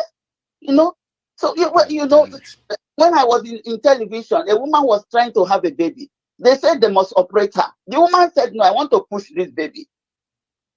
And it's a relative of mine. The husband had to come to the television house to call me. If I wasn't there, that woman would have died. I went to that island maternity with this guy. Do you know that as I was standing there, I saw a white doctor. I didn't know that white people were working in our hospitals then. Man, there are. A white doctor. Yeah, and I had my press ID card on me. Right. So the guy saw it. He said, "Oh, madam." I said, "Please, I have a sister in the ward. Why? What is going on?" I called the name. He entered. He came out. She's going to deliver now. Just stay there. Before you know it, that white man wheeled her out to another room. And then she had a baby. She delivered within 2 minutes. But in that room where he was, there were more than 10 or 20 of them. They refused to have them delivered naturally. They wanted to operate them. And they said, don't push, just stay there, don't do anything. And the women were shouting like animals. This happened to a member of my family. That child is alive today. So I'm just trying to tell you that it's unfortunate what is happening in our system. It is. And you dare not to say anything, they look for you to, people are using another name now to buy you. You know. See, ma'am, let me take another one, okay? Really lovely hearing from you. Continue with your good job. I'm also ma'am. Thank you so much, okay? You stay safe too, okay? Thank Have a good you, one, man. So that's Lady Margaret there from London. But the line is still pretty much opened. I know it could be really, really tedious to get through, okay? But if you really want to, we still have about 40 minutes to go. So yeah. Hello there. Good evening. Good evening, Good evening to you, sir. You might need to mute our broadcast so that we can hear ourselves, or else you're gonna. Oh yes, I'm so sorry about that. Right, can you hear me better? Can you hear me better now? Well, I can hear you. If you can hear me, that's all that matters then, all right? Yes, I can. Thank you so much, my brother, for the opportunity to speak. And thank you first thing first. Thank you for all that you do. Thanks. The posterity will be very kind to you because it takes a brave heart to want to jump in the arena with these gladiators. That's right. And we are dealing with gladiators, unfortunately. I will just briefly touch on a few of the points that you mentioned. I joined the program with you. Oh, okay. First about the Nigerians, the Nigerians Abroadians. Abroadian, Abroadian Nigerians, put it that way. Lovers of Nigeria from abroad. Yes, my brother. And it's really very unfortunate. There's a saying that everybody knows that. They say, if you know better, you will do better. That's right. Yes. And if you have a conscience and you see things the way they should be seen, without emotion, without bias, regardless of anywhere, there's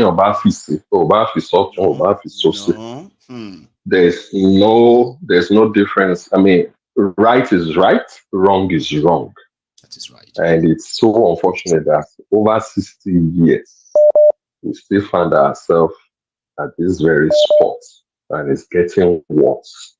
And messengers like you of our generations, our past prophets and messengers, the fellas, the abnormalities, they keep bringing the messages from different routes. But it's so unfortunate that our people fail to listen. And our people want quite intentionally, if I'm allowed to speak Yoruba. And we now find ourselves at this very spot of, the human race, where everybody is at a different trajectory. And quote and unquote, we the so-called I won't say giant of Africa. I don't know what. I don't know what. I just call us ants. Yeah. Ants of Africa. Yes. And the universe placed us in a spot among the human race, especially the black race. But unfortunately we fail to recognize our spot and our position, how important that position is. Several opportunities for us to right all our wrongs. We keep making the same mistake over and over and over and over again. And now to the Nigerians abroad, they are the worst. Yeah, it's so unfortunate that it's so unfortunate that during this last election, or like Yoruba man but once you know who you are, you will always want to do better. And that is why people like you are there putting yourself out. That's right. Facing this fire. Because if we don't speak, who's going to speak for us? Nobody. Unfortunately, nobody. And our people still fail to just see the truth. Even though they know this is the truth. You know? Maybe it's because of our docile mind, as much as the mindset has been so bastardized to the point where people now want to, what is worse or better? No, you can't lean to because you are not the one suffering the suffering, like you rightly put it. Like say, this is not affecting me. It's not affecting me. So unfortunately, because it's not affecting you, you can now sit on that judgment chair. And unfortunately, how so myopic those type of mindset is. Everybody. That's right. In different ways, in different starter. I would start an example. Please. I work in a space where, in a telecommunication space, where you have opportunity to grow.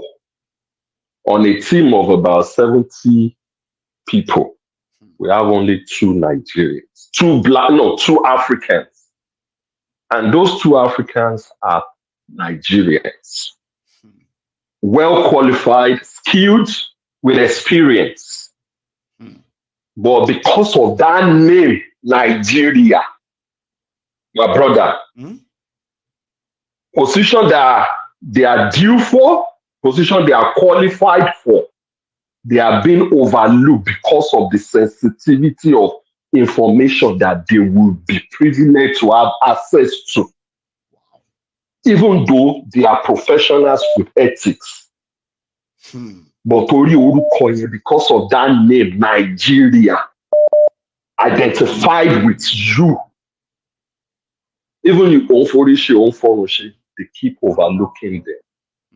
Begin to look at it. Oh, so this is the endemic rot that the system. Look at somebody who is working in the banking sector in Nigeria.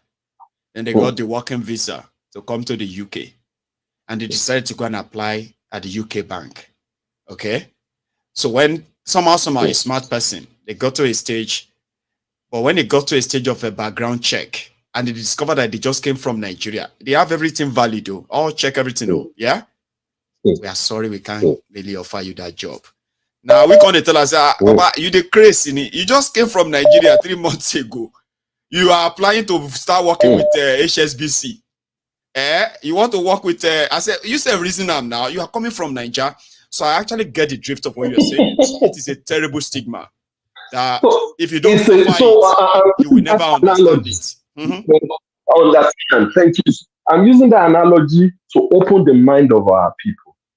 Because you are enjoying you are part of, maybe you are at the crumb, you are at the bottom of the table. You are helping them to enjoy the spoil of the loot.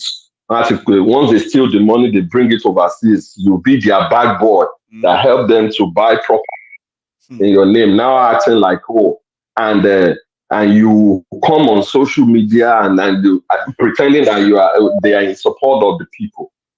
When I begin to look at all that, I'm like, okay, if we wake up tomorrow as the world is going, which, truth be told, it might get to that point. We wake up tomorrow and all this foreign land that we are, say, okay, everybody, pack all your bag and hold on. Where is that home we are all going to head back to? Is it that home that, okay, we keep giving those who are not even fit, the unfittest of our unfit are the ones we are entrusting with our life. Destiny as well. Everybody, I know everybody on this life has experiences. Is it family member that has died in the hospital due to malfunction healthcare system, or is it people that has been defrauded by what? I mean, I come from a religious home. I know how much the religion has done, even in this regard. That's a conversation for another day. I know. You know, and having a little bit dealt with, you know, these so-called bourgeois at one point during the days of Olusegun Agbesua and Agagu, I begin to see that, oh, if you really want to live right in this type of system, that you have conscience, you want to live right with values and integrity, you cannot. I've said it in so many ways, and I see why I keep on getting vilified. And thanks to someone, you know, like yourself that is doing what you are doing, my brother, because it takes a lot. It takes a lot of bravery, even as a Nigerian, because there's a lot of people out there who really want to do, but because the people will not listen, people are so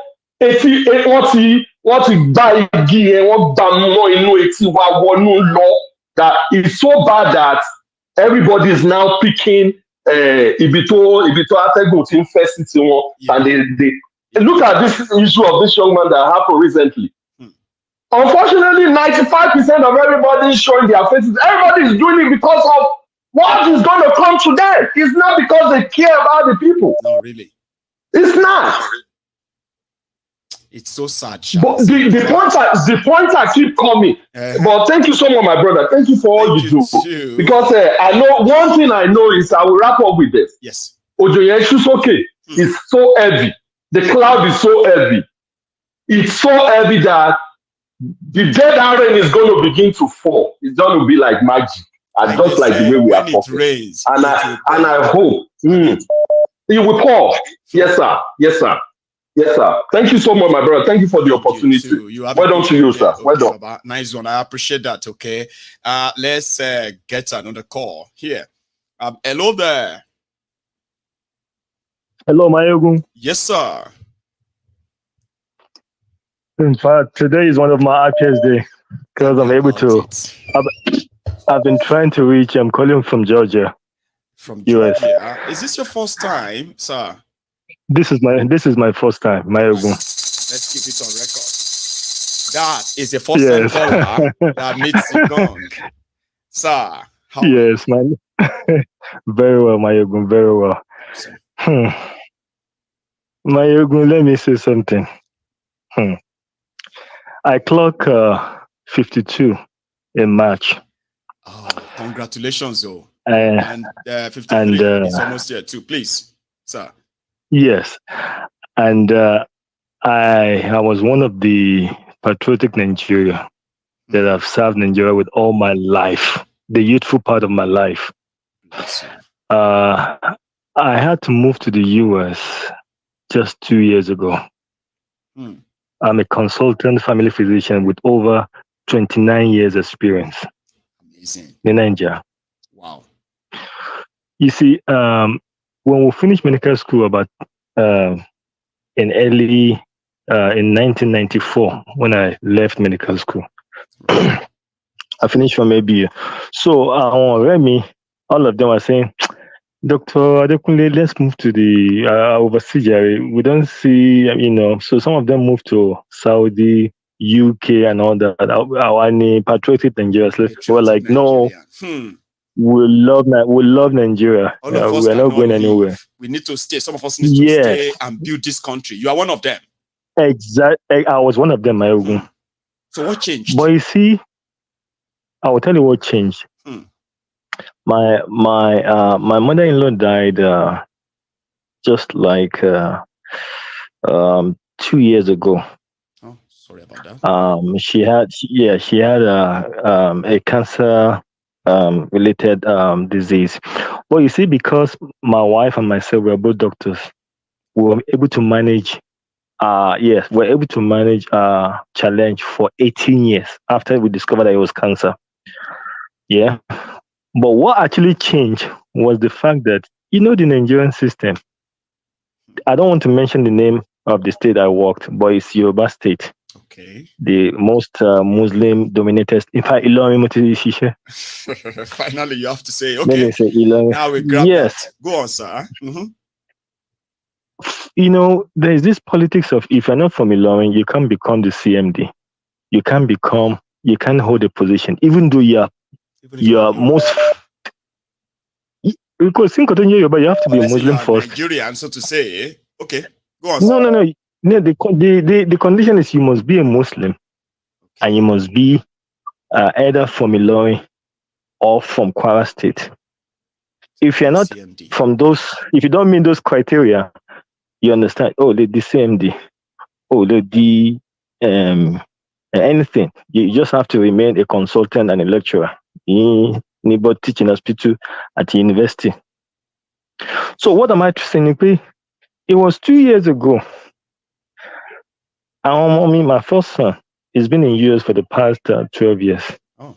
So only, Daddy, I'm not commanding you, but you've served Nigeria with all your strength and your life. I don't want you to waste the rest of your life regretting.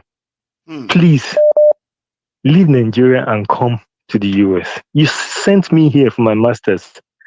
Wow. I wish you had sent me here even for my first degree. He said, don't worry, Daddy. What am I trying to say, Maiyegun? Sir? I was in US 2 years ago. I buried from the scratch. Paris step 3 residency. The consultant for the past 28 years. 28 years. Very fresh, maybe.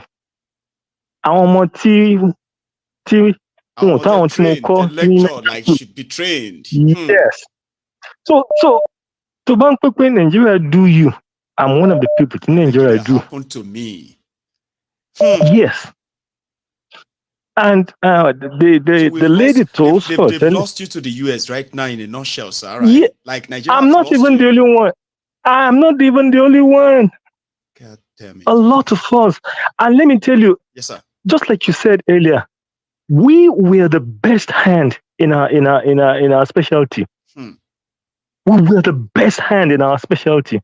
Lost to the UK, British medical service, lost to US, lost to Dubai, lost to Saudi Arabia.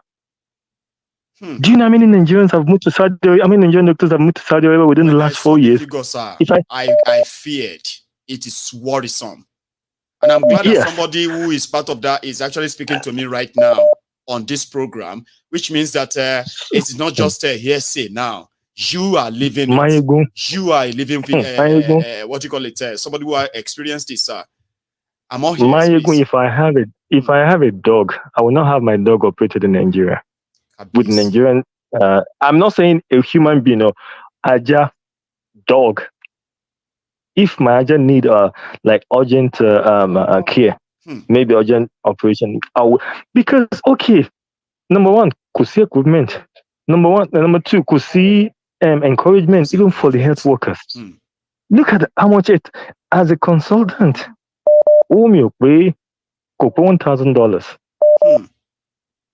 A consultant. Yes. Senior one. Yes. I feel pretty much because I want to man for only university as a lecturer. Right. So to my power way pako. Buy a lift could be $1,500. Low something to clean up. Someone $1,500 for cleaning up America. Possible. Benny. In that you know what to say? Our experts who actually have something to offer the society, they reduce them to nothing. They now glorify criminals who had nothing to the society. It is sad. I'm telling you. It is sad. Well, be experiencing me when you have to start afresh. Because medicine, medical profession is about experience. It's not about you graduating from medical school. You understand?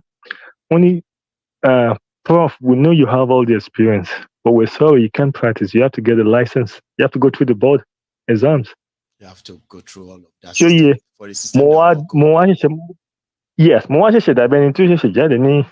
secondary school to jam. To try apply see medical school, see university. In go through. Even if you're a professor of whatever, to buy the America, what to bury a fresh background. But to buy Paris, what it is because of your experience. So just go through that program of 2-3 years, then you're like, yeah, that privilege that I need you. I want to BCB a bit do you mind if I ask you this younger. personal question, right? This one is personal. Go ahead, Now you can answer it just the way you feel like, sir. Okay. Like, okay. What is the psychological impact of that decision and that reality of yours before you kind of embrace it? How was it for you, that acceptance? You know, you've lived in that denial for so long, hoping that things will improve, and your patriotism will be kind of rewarded enough that you can say, I'm glad I didn't leave. But 28 years, then you had to go, you had to move. Psychologically, how was that on you? Like, personally, to sit down and say, or did you just embrace it like that and just... If I tell you the trauma I went through in Nigeria, Maiyegun, do you know I was kidnapped in Nigeria? Oh, now you are talking. One of the things that finally they finally made you like, you know what? I'm doing this. Yeah? Maiyegun, for the fact that I'm on the phone with you talking. You should thank God for my life. I am thanking it. That's me thanking God for you. I was going to University of Benin Teaching Hospital to monitor exams. Yes, sir. It was in the afternoon, myself and my driver. My driver is a huge guy, 6 feet, he's the driver from the hospital. Right. So they thought he was the Oga. I was because I don't sit at the back. I sit in the front anywhere, but I don't.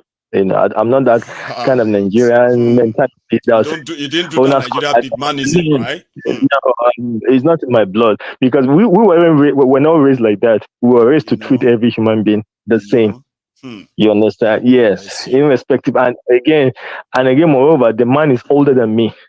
You understand what I'm saying? And he has been a good, civil servant in that hospital way before I even joined. So I can't just sit there and say, So they thought he was the boss because the clothes he was wearing. Me, I was just wearing polo and jeans.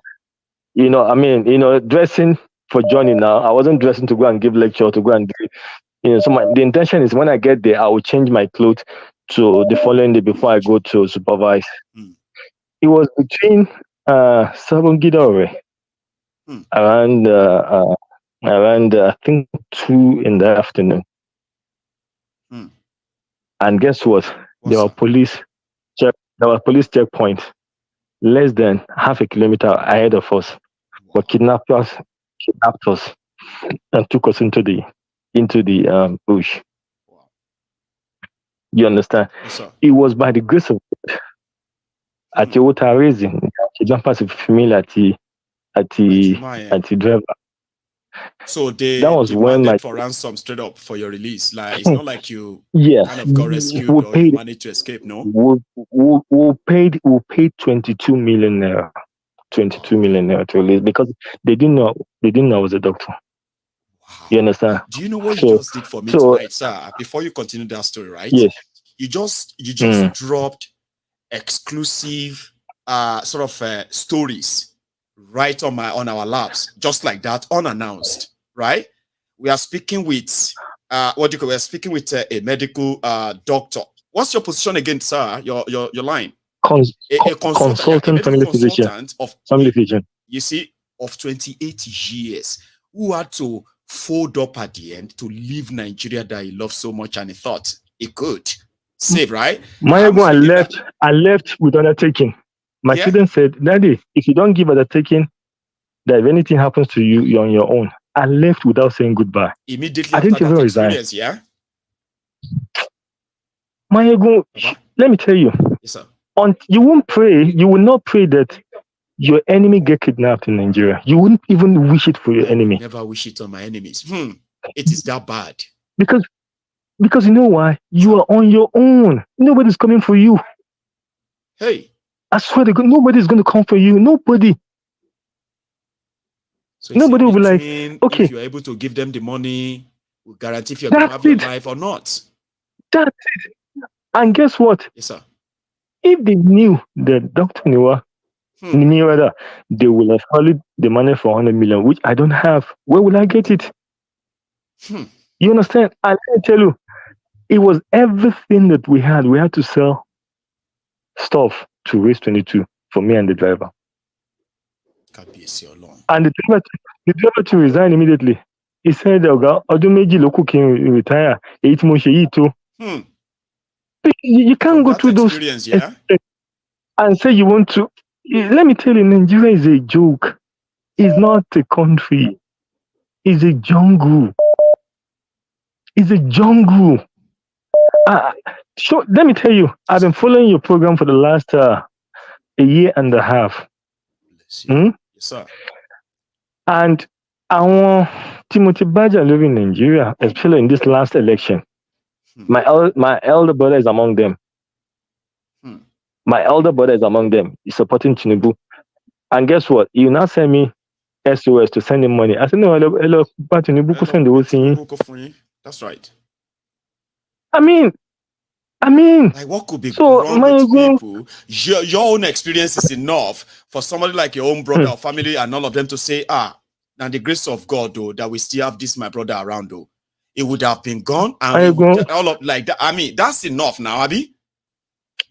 John Tirolo, Mushafi, Bogongoto, Gbagbo, Mofi Ben Tirolo, stay safe.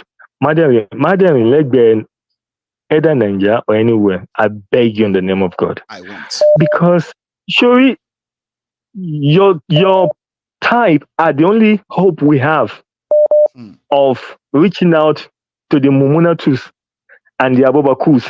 And the I want to shape from come. You understand? Because let me tell you, if you know the wide coverage that you have, and they are listening, they are hearing, but they're not absorbing it. They're not, and they're hearing, but they're not listening. That you must. I mean, Benny, show you. I see UN last week because I fetched play kit. Fetch Tinubu America. You understand? Right. And you know that Tinubu now. We were determined to show that this man was never elected. And guess what? Want to mobilize our thugs? Come on, attack you. But America won't attack you. Yes. I'm telling you, why wouldn't let me take your time? Let me allow other people to talk. Every part of this conversation tonight, and I bet my own viewers are going to give you that pass. No. I mean, none of them is saying. Even as I'm talking to you, my heart is palpitating. Because the call, the mention of Nigeria alone, my heart palpitates. My heart, Oman Jamilaya. So you are just mentioning the name. You're still having that PTSD of. In fact, I'm so happy that you share this with us. Let me tell you. Yes, sir. On Thursday, I still had the trauma, the nightmare when she kidnapped for time. From the experience, I still had it. I pray that you would have, you have a full recovery. You are around your family there, Amen. and I bet it, right? Amen. Yes, sir. I bet it, right? You are going to indeed come out of this even far better. I can sense that already. Amen. You sounded like somebody who is now fulfilled. You know, instead of living with regrets. I am. You know what I mean? Like Maiyegun, all my children are here. And I can see all my children are here, and they are doing well. God bless you. And they're doing well. God bless you. God bless Maiyegun. And then my regards to every one of them as well. Okay. And special God thanks to that God bless you. That your son. I will. Please, Maiyegun, please save my number. Because I'll be calling you time to time. Please save my number. I'm one of your big fans. God bless you. Thank you so much. That's save my number. That's I'm one of your big fans. You would hello. Hello, sir. Good evening from here. Good evening to you. How are you doing? I'm fine. Maiyegun, I have been following you more than 5 years. God bless if I'm not mistaken. You are one of those veterans, right? Yes. When you are doing this thing, when you are starting this program from your kitchen in Scotland. Let us not deceive ourselves. If we can, black people is afraid of truth. That's right. The solution of Nigeria is distinguished that for every tribe of Nigeria to go on their own separate way. Then when Yoruba man became the president of Oduduwa, if he fuck up, he can be able to trace him and treat the fuck up immediately.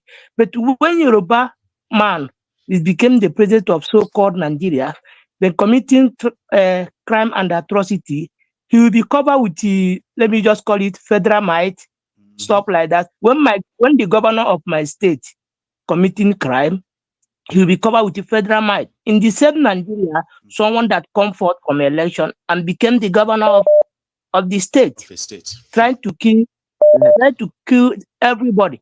Like this thing that is happening in Lagos now, like all this Togre.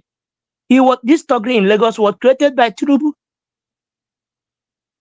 This Togre of Matthias, that caused the death of he institutionalized it in it. That's what he did. He institutionalized it. They are like ministry. The Ministry of Agbero. Yes. It's like Ministry of Justice, yes. Ministry of Agriculture, just like ministry. I know. He legalized it. If anybody is still talking about Nigeria, even some so-called intellectual living in abroad, know how system work, still talking about supporting a criminal, they are not telling themselves the truth. So the only way for us to be saved, me and you to be saved, is for us to go our separate ways. Then you can be able to have that competition, like the way Michael Opara, Awolowo did it. Then Awolowo tried to give the Yoruba free education. Michael Opara trying his best to pushing the growing economy for Southeast. Likewise, the Northerners, without not much friction resources. Yes. So, my brother, if you keep on talking about Nigeria, it pissed me off. Like the way they're talking about. In my village, I'm trying to tell you, in my village, area 90, we have a hospital that, if anything happens, it's a government, all this health care. If you have any sickness, you must be treated there, no matter how that sickness is. But today, that hospital is no longer functioning. So if you are sickness in my village, either they take you to Okigwe or they take you to Onitsha. Even State if you're sick, somewhere far away as well. Yes. So if you're getting sick in midnight, you will die along the way before daybreak. So you see the mess that Nigeria have putting us into. So, and the people don't want to. They say Nigerian youth love oppressors. They do. They love oppressors. I must be honest with you. I have looking at the way some youth doing in a Western countries. When they rise up to protest, everybody will stand, because you're supporting Tinubu, you're supporting P2B, you're supporting Politico. All of us are suffering the same suffering. Yeah. We are all buying fuel 800 or 900. So why not forget? And these people are enjoying. Let me tell you, if the military now do a coup in Nigeria, try to arrest all these politicians. If you go each and every one of them houses, let me not be honest with you, will see more than $10 billion in their house. Is that not what they do? They are so heartless that they kind of bury money inside warehouse, inside ground. I mean, we've seen all of that before. I have never seen anything so greedy, and people so greedy in my life. And keep on telling my friends over here, in fact, they talk about Nigeria, I tell them, say, the only solution is for us, to fight that. It's for us to fight that war that we fought in 1967, so everybody can be able to go his way. Because he can't get a freedom without fighting. If these people are not going to let us go peacefully, Mo Kuku have a rematch. Mo rematch the match. Everybody fight and this time and go their separate ways. Really? To be honest, that is the solution. Because it's the thing is getting out of hand. People are dying on daily basis in Nigeria. Imagine. You know, in this Western world, they are having a natural disaster. Nigerian natural disaster is the government. Our disaster we are having in Nigeria is our government. They are killing us on daily basis. No, every day in Nigeria, more than 100 people are dying on daily basis. And that is the one in general. So 100 dikpere. We are talking about 2,000-3,000 people dies in Nigeria every day, and that's a fact. And to be honest with you, and nobody, if the thing never touch you, you won't stand up. And because of we okay, look at the way hypocrites Nigeria youth are. Now they do protests the same day. They do protests in no, I can't call it protest. People that come for candle night for mobile in Lekki. It's just like a procession, candlelight. They just gather themselves in that. They are not protesting. After their candle night. They just come and they make we carry our car. You know, Nigeria, they like gathering and gisting. But because of our leaders are being so afraid of protest, mostly that Tinubu, then he trying to, but that thing he trying in Lagos as a president, he can't try it in Kano. No, he can never. He dare not try that there. And then while I go there now, you kill people like that, shoot at them like that in Kano when they are no. They won't try it. So but our people in the south, I don't know the kind of they think we in the south think that we are reading book, we are so exposure, we are gentlemen, but we are not. We are diplomatic, but we are nothing. The Northerners are more stronger than us. To be honest, the Northerners that they are, see how a Northerner threatening a judge, and the judge will not come to court. The tribunal. You're right. Yes. Yeah, if you try it in the south, the person that said that they will come and arrest that person. Dead body go plenty. But the Northerners say it and go scot-free, nothing happened. Do you know what the tribunal judge called them? The tribunal judge called the NNPP supporters. He called them bandits. I didn't just escalate that here to let everybody know that as they call the obedient fascists, they have labeled the Kwakwanso supporters. They've labeled them bandits. And that's the tribunal judge actually reading that out in their judgment. So my brother, you need to rise up, everybody now.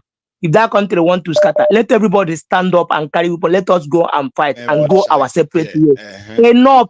The stubbornness is enough. I live here in Istanbul. Everybody is living like, the obligation of government is to give you security. But all these our leaders now from southeast, from south, from west, from northern. None of them are living in northwest. None of them are living in their state. They're all living in Abuja and control their state.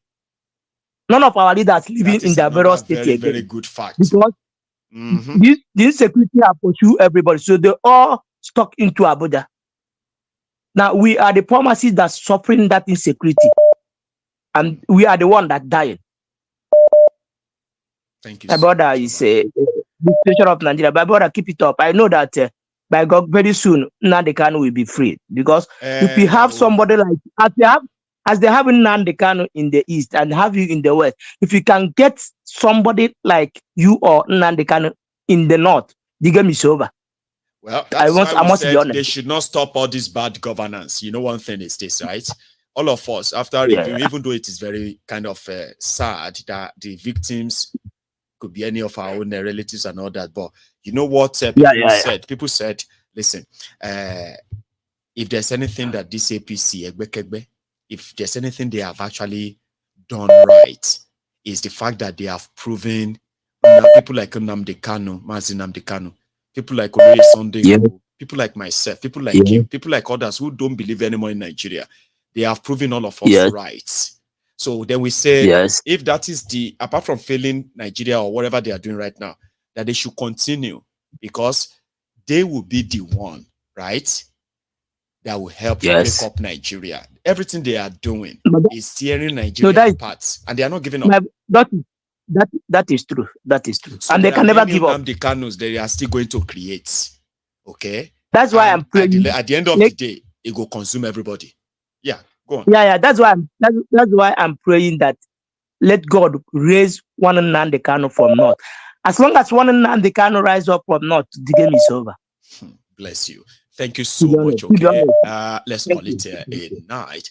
It's been a pleasure talking to you. All right, stay safe, Baba. Okay, and have a good one. Now, this is where we are going to draw the curtains. Okay, I want to implore us, those who have been part of this all night. If you joined us midway, you can watch the broadcast from the beginning again. Okay, but if you have been part of this all night, just don't leave without liking the broadcast. I am going to see you some other time. I've had a very good evening. And I hope you did have a very good evening too. Or afternoon, if you're watching me from America. It is Sunday. I wish you all the best. I wish you success this week as you all go out there to excel. So good night from Maiyegun. I'll see you later.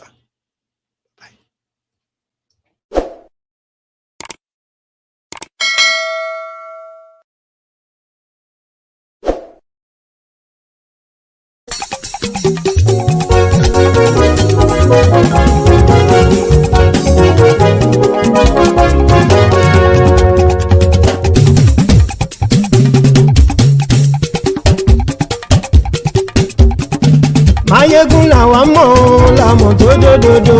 Maiyegun Diary, Maiyegun number one. Maiyegun làwa mọ̀ làmọ̀ tó dòdòdò. Maiyegun Diary, Maiyegun number one. Maiyegun ti dé o, ọ̀rẹ́ ará ìlú. Maiyegun Diary, Maiyegun number one. Lórí Facebook, lórí YouTube. Maiyegun Diary, Maiyegun number one. Gbogbo bó ṣe ń lọ ni Maiyegun já wa sí. Maiyegun Diary, Maiyegun number one. Àṣírí ọ̀jẹ̀lú kì í bò níbẹ̀ o. Maiyegun Diary, Maiyegun number one. Bó bá ṣe eré àní Maiyegun máa wí. Maiyegun Diary, Maiyegun number one. Ó sì tún ṣe eré wàá gbọ́ níbẹ̀ o. Maiyegun Diary, Maiyegun number one. Maiyegun Diary, Diary Politico. Maiyegun Diary, Maiyegun number one. Godfatherism kò sí lọ́rọ̀ Maiyegun. Maiyegun Diary, Maiyegun number one. Ẹ farabalẹ̀ sẹ́ o kẹgọ́rọ̀ lẹ́nu o. Maiyegun Diary, Maiyegun number one. Àní Maiyegun làwa mọ̀ tó dòdòdò. Maiyegun Diary, Maiyegun number one.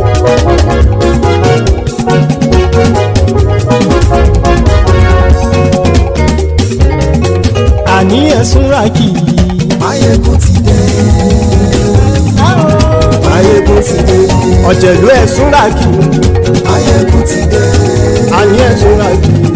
Maiyegun ti dé. Lórí Facebook. Maiyegun ti dé. Àní ẹ̀sùn ràkì. Maiyegun ti dé. Lórí YouTube. Maiyegun ti dé. Àní ẹ̀sùn ràkì. Maiyegun ti dé. Bọ́ bàbá gbé wúrẹ́.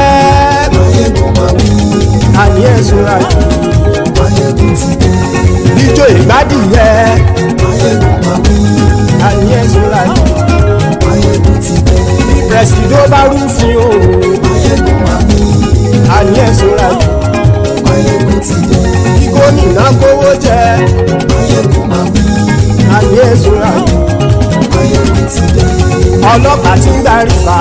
Maiyegun máa wí. Àní ẹ̀sùn ràkì. Maiyegun ti dé. Aṣòfin tí ń rúfin o. Maiyegun máa wí. Àní ẹ̀sùn ràkì. Maiyegun ti dé. Òkúra olóṣèlú. Maiyegun máa wí. Àní ẹ̀sùn ràkì. Maiyegun ti dé. Ọ̀jẹ̀lú ẹ̀sùn ràkì. Maiyegun ti dé. Àní ẹ̀sùn ràkì. Maiyegun ti dé.